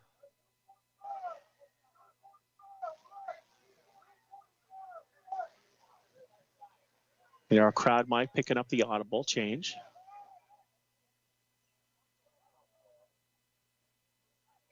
Receiver going to go in motion and all kinds of movement up front. Yeah, I believe that's going to be the left tackle for the Cobras this time, Darius Minifield. So that'll back them up 5. Yeah, the tackles, you just try to get that extra step. On anything coming on the outside, you don't want your quarterback taking shots, so you're trying to time up his cadence and also the movement of the outside players for Erie, and it's been a tough go so far. Cobras coming to the line of scrimmage, second down and long with the football at the 36-yard line. 2 receivers go to the right side, 1 to the left, again, split backs in the backfield.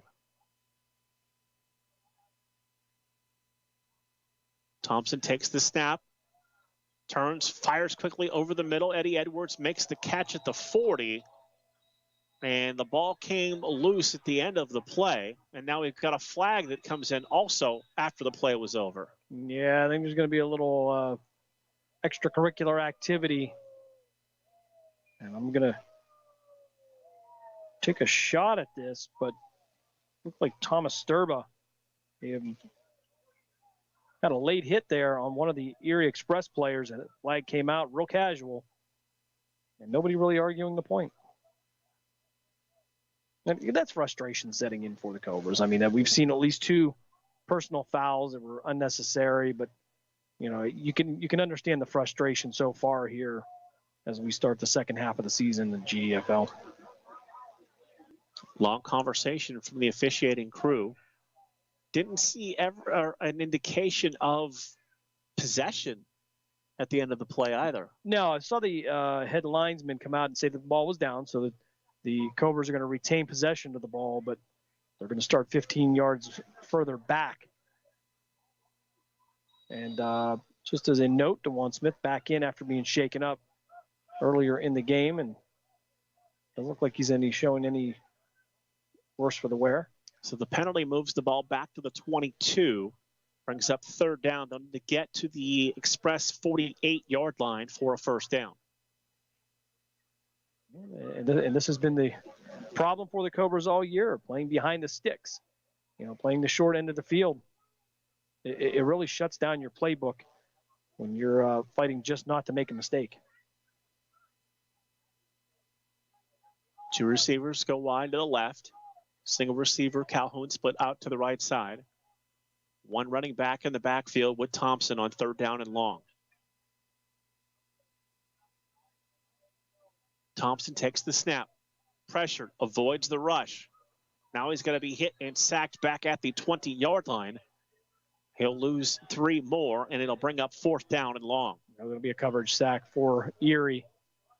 Secondary had everything covered out here. Chris Ford able to get the sack. Number 50, again, also known as 50.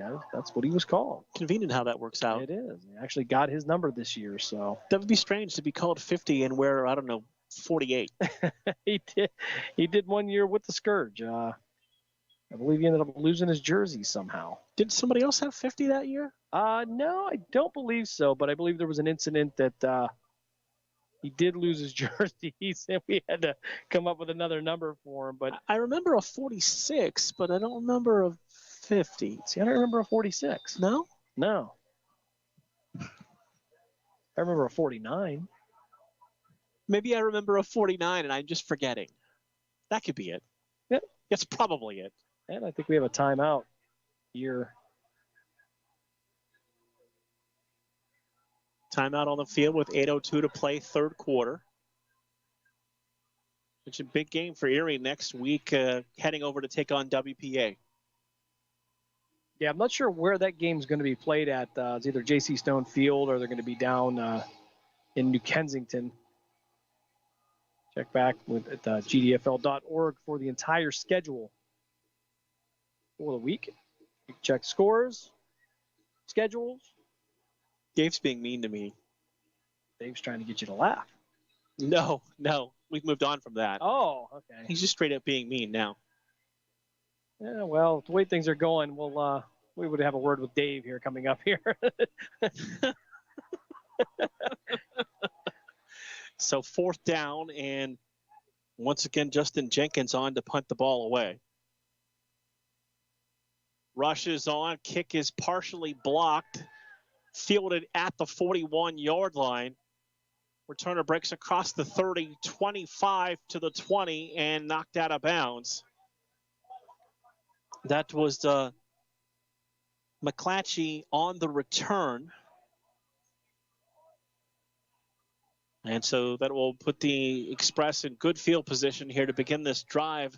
Just under 8 minutes to play in this third quarter. Yeah, Brandon Davis was able to get him out of bounds on the Cobra sideline. Erie does a good job on the returns. You can see the discipline. They stay in their lanes.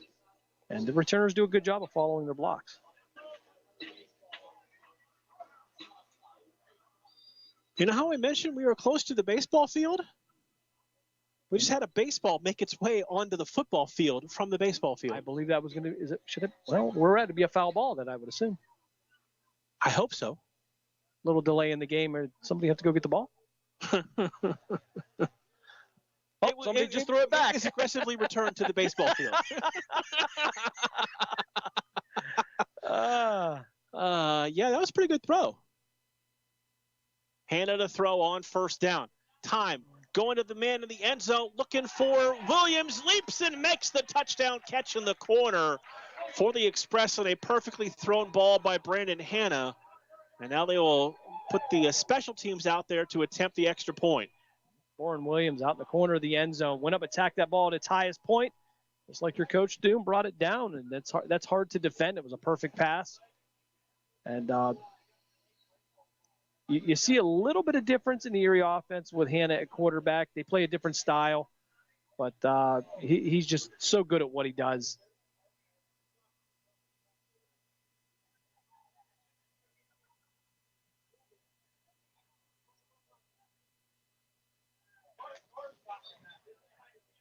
Jesse Caldwell coming out to talk to the referee. See what we got going on here.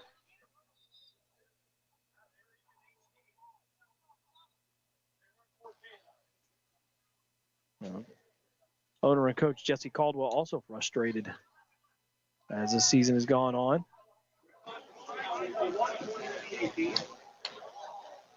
Changing in his staff, some unexpected changes for him during the season.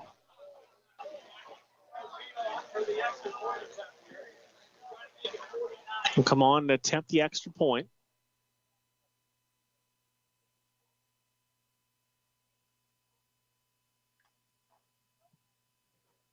Snap, good one. Extra point on the way, has the distance, and this one is good. 7:44 to play here in the third quarter. It is Erie 49 and the Cobra 0. We're back after a quick timeout on Western Reserve Radio. Mill Creek Golf Course is the Valley's leader for golfing fun with a practice range, short game area, and hole 55 bar and grill all on site. Mill Creek Golf Course features a friendly PGA professional staff available for instruction, along with 36 challenging holes designed by the legendary Donald Ross. Don't forget family fun night golf on Fridays and Saturdays for just $25. For details and tee times, call 330-740-7112 or go online to millcreekmetroparks.org. This is the Cleveland Cobras Football Network on Western Reserve Radio.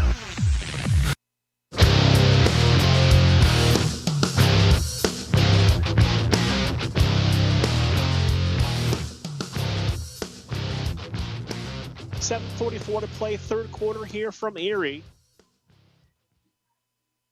Cobras set to get their hands back on the football. They have two returners back deep, both resting inside their 20-yard line.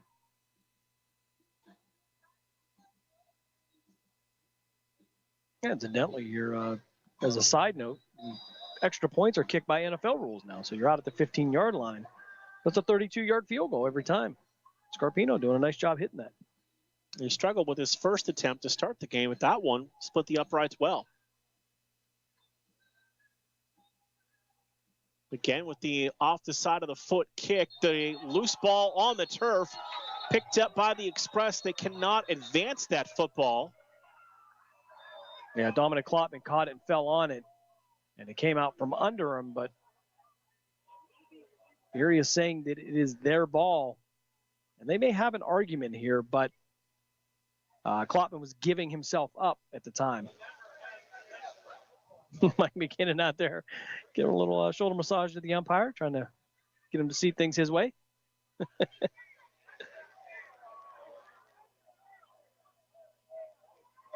So now the umpire and the referee getting together.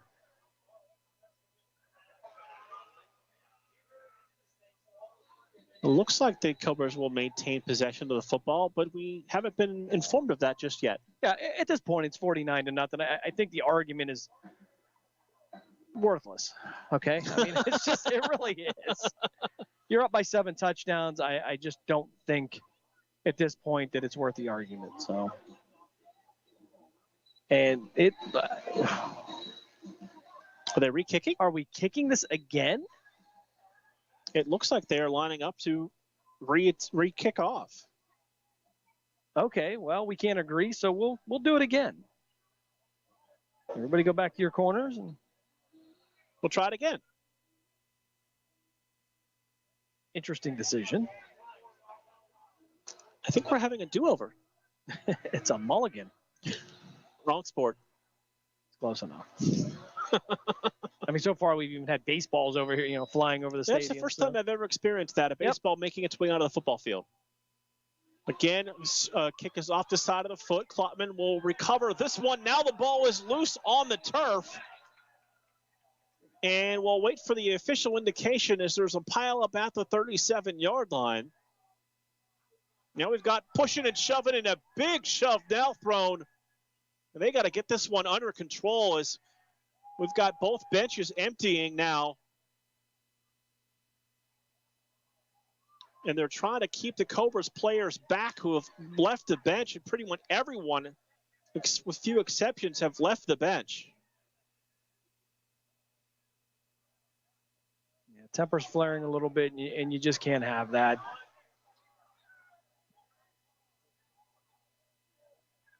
The referee stayed back where the flag was thrown, while several of the other officials did their best job to break all of that up. They're going to let the coaching staffs deal with this. And probably smartly so.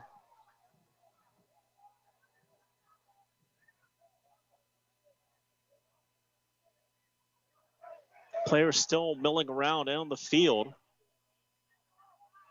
Yeah, the emotions get high. I mean, you've got a team that's, I guess running up to score. The other one trying to not do, trying not to engage in it, but they need to just put a stop to this game the way things are going currently. Is all sense of control has been lost for a moment here. Yeah, and that's unfortunate. And I'm sure there'll be a review by the league commissioner, and if the past has been any precedent set by them, fines and suspensions will be handed out.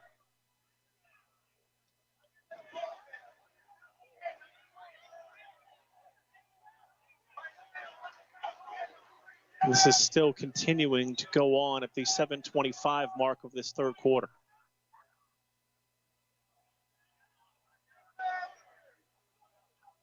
Yeah, and this is an unfortunate event, and again, I'm sure this will be reviewed by the league. You hate to see this happen. having some difficulty getting everything broken up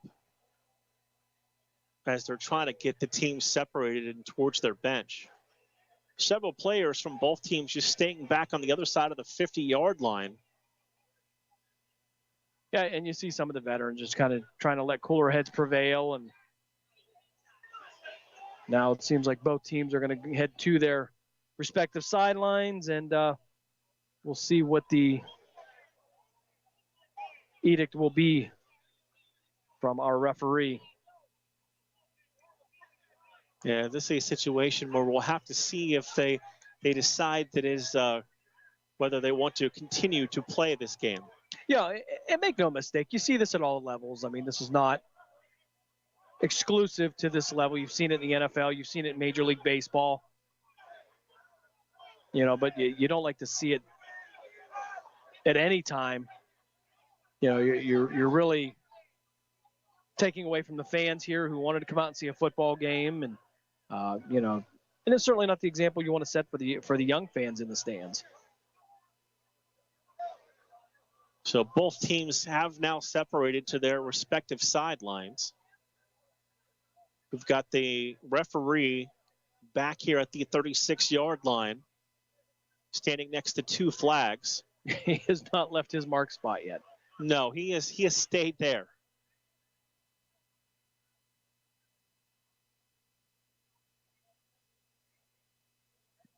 Yeah, and it's unfortunate, especially with a team like you see them engaging or having this kind of issue. And this is a team that can be hurt by suspensions. And you certainly don't want that.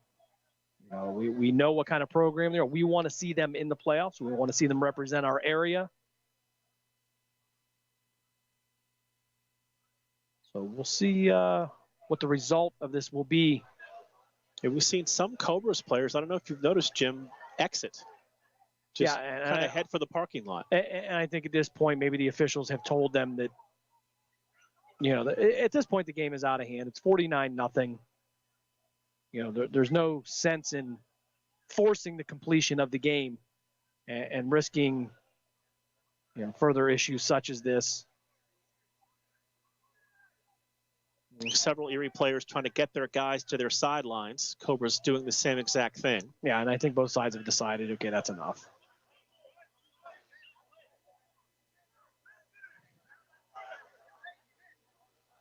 So now we have 4/5 of our officiating crew getting together. Oh, okay. I was trying to find the fifth one there. The head linesman's at midfield with Jesse Caldwell and a few Cobras players. Yeah, and I don't know what there is left to explain. And I think Dave's got a good idea. Maybe we'll step aside for a quick break and see. Give it a minute and see if we can come back and bring you whatever updated information we can find. You're listening to Western Reserve Radio's continued coverage of the GDFL back in 60 seconds. Mill Creek Golf Course has been the Valley's leader for golfing fun since 1928. It features 36 challenging holes designed by the legendary Donald Ross and was voted a top 30 municipal facility by Golf Week in 2012. The Mill Creek Golf Shop is a certified Callaway Golf custom fitting center and it is stocked with your favorite golf apparel and accessories. Mill Creek Golf Course is now booking tee times for this year's golf season. Please call us at 330-740-7112 or online at millcreekmetroparks.org. Located in Applewood Estates in Boardman Township, the Applewood Swim and Tennis Club offers a pleasant family environment. Choose a membership that meets your needs and enjoy a relaxing venue that includes not only swimming for the family, but also youth activities such as competitive swimming, tennis, and more. Enjoy the friendly atmosphere all summer long with the staff and members of the Applewood Swim and Tennis Club. For more information, go to applewoodswimandtennis.com or call 330-953-2833. Western Reserve Radio is the Valley's online source for sports talk and local live events. Tune in and be a part of their live weekly shows, as well as all of the hard-hitting action of Youngstown Phantoms hockey, high school football, and the GDFL. Find them at westernreserveradio.com. Tune in.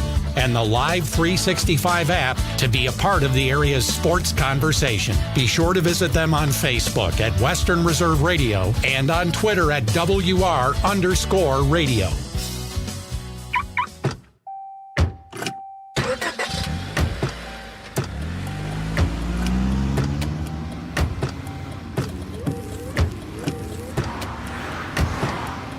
Driving has a rhythm all its own. Don't wreck it with a text. Before you get behind the wheel, silence your phone. Or better yet, designate a texter. For more text-free driving tips, visit stoptextstoprex.org. Brought to you by the Ad Council and the National Highway Traffic Safety Administration. Welcome to Calvin's Barbershop. You all gotta see this. I don't even want to know what you're looking at on that phone. Well, you should. I was learning about the dangers of high blood pressure and that we need to get ours checked regularly. High blood pressure can increase the risk of heart attack or stroke, but this text program can help keep it at a healthy range. Just text Barbershop to 97779 to sign up. I'll get right on it as soon as I'm done with this baby panda video. Text Barbershop to 97779. A message from the American Heart Association and the Ad Council. In the small town of Elmira, New York, a boy was born into an all-American family. The odds of him achieving his dream in the fashion industry? 1 in 23 million. The odds of having a child diagnosed with autism? 1 in 68. I am Tommy Hilfiger, and my family is affected by autism. Learn more at autismspeaks.org/signs. Brought to you by Autism Speaks and the Ad Council. Mill Creek Golf Course is the Valley's leader for golfing fun with a practice range, short game area, and hole 55 bar and grill all on site. Mill Creek Golf Course features a friendly PGA professional staff available for instruction, along with 36 challenging holes designed by the legendary Donald Ross. Don't forget family fun night golf on Fridays and Saturdays for just $25. For details and tee times, call 330-740-7112 or go online to Mill Creek Metro Parks. Western Reserve Radio is the Valley's online source for sports talk and local live events. Tune in and be a part of their live weekly shows, as well as all of the hard-hitting action of Youngstown Phantoms hockey, high school football, and the GDFL. Find them at westernreserveradio.com. Tune in and the Live 365 app to be a part of the area's sports conversation. Be sure to visit them on Facebook at Western Reserve Radio and on Twitter at WR_radio. Welcome to Calvin's Barbershop. You all gotta see this. I don't even want to know what you're looking at on that phone. Well, you should. I was learning about the dangers of high blood pressure and that we need to get ours checked regularly. High blood pressure can increase the risk of heart attack or stroke, but this text program can help keep it at a healthy range. Just text Barbershop to 97779 to sign up. I'll get right on it as soon as I'm done with this baby panda video.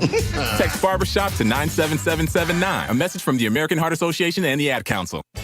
Located in Applewood Estates in Boardman Township, the Applewood Swim and Tennis Club offers a pleasant family environment. Choose a membership that meets your needs and enjoy a relaxing venue that includes not only swimming for the family, but also youth activities such as competitive swimming, tennis, and more. Enjoy the friendly atmosphere all summer long with the staff and members of the Applewood Swim and Tennis Club. For more information, go to applewoodswimandtennis.com or call 330-953-2833. You're listening to WRDB, Western Reserve Digital Broadcasting, Youngstown, Warren, Salem, and around the world.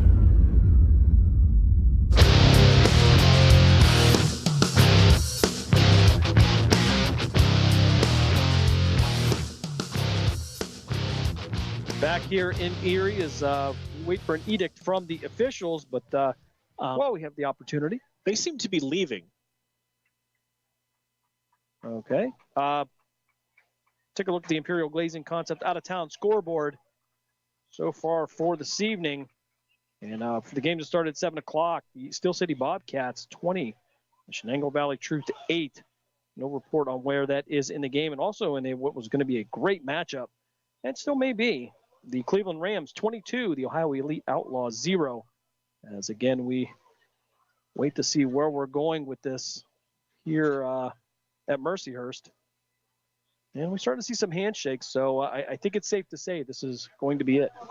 Yeah, definitely. It looks like the referee has exited the field, and we are now beginning a handshake line between these two teams after not all of, but a good portion of the benches emptied for a brief discussion between the two teams that has forced the officials to determine that tonight's game is over, as players are in a handshake line, and this game has been called at the 7:25 mark of the third quarter, and a 49-0 victory for the Erie Express. Yeah, and again, not the way we wanted to see it end, and purely just frustration boiling over at this point. I mean, you can't really attribute it to anything else, but you know, you could say a million times that, you know, all you're doing is hurting yourself by doing that, but I'm sure there will be some issues addressed early this week coming up by Commissioner Charles Thompson. And, you know, again, we have a young Cleveland Cobras team that are developing, and then you've got an Erie Express team that we expect to go far and be one of the favorites to win this league. And we don't know what's going to happen with certain players, what fines are come out, what suspensions, but, you know, we'll keep you up to date on that. And while we were away at break, we heard one of the coaches for the Express with a very passionate conversation to his team about not engaging in things like this and how it could hurt the team down the road, hurt both of these teams down the road. And his passionate speech was that motivated that we heard applause from the fans in the stands after it was over. Yeah, and you can see the respect that Erie has for their coaching staff. You know, they listened to what he had to say. There was no reaction to it. I think they understand that what happened shouldn't have happened. And, you know, like you said there, the consensus was he was right. You know, a lot of times it's what you say more times than not is going to get you in trouble than what you do. And, you know, that was the case tonight. A little bit of pushing and shoving. I didn't see anybody that I thought was going to get injured. But I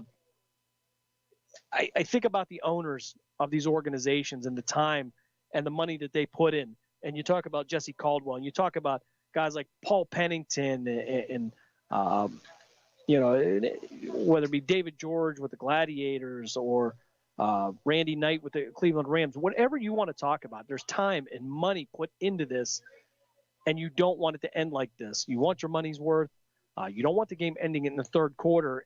And for whatever reason, I don't know if there's just a lack of respect for the owners, you know, if it's just emotion, if it's a lack of maturity.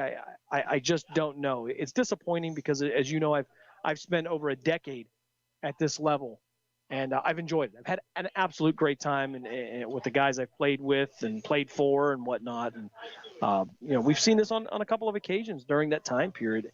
And it's just, I think it hurts from a perspective of there's a lack of respect of the work that goes in by the offices for these guys to be on the field. So this game has been called at the 7:25 mark of this third quarter, and that is going to do it for us here in Erie as we put a wraps to this game. The Express get the victory by a final score of 49-0 as the game called at the 7:25 mark of the third quarter. And we are going to wrap things up here one final time as an unfortunate way for a game to end. And two teams that know each other, the owners, the coaches, the staffs, they all know each other very well, and never want to see something like this happen. No, and you talk about Jesse Caldwell, who, you know, I've been up and down the road with, and we've had such a great time. Paul Pennington, I don't know if there's, you know, a guy that puts more heart and time in there. And don't get me wrong, all owners do, because this doesn't happen without their work. But, you know, these are two guys that really deserve, I think, a little bit more consideration than what they were shown tonight. You know, again, it's frustrating. And, you know, I've been in situations like this too. And unfortunately, for us who get emotionally involved and you've had these, you don't realize it till it's over. And later on, when you sit down and you calm down, you think, you know, that probably wasn't the best decision. And, you know, the apologies start hopefully at that point. But hopefully this isn't going to affect anybody hugely going into next week, especially with the Express going to take on the Wildcats. Definitely a big game for them. The Cobras going to head across town to take on the Rams next week. And that is going to do it for us here from Mercyhurst College. And so we leave you from Saxon Stadium. Final score is Erie 49 and the Cleveland Cobras 0. For executive producer Dave Ferris, my partner Jim Craven, my name is Mark Means. You've been listening to Cobras Football here on Western Reserve Radio. We thank you for joining us for this special presentation of Western Reserve Radio. And we now return to our regularly scheduled programming.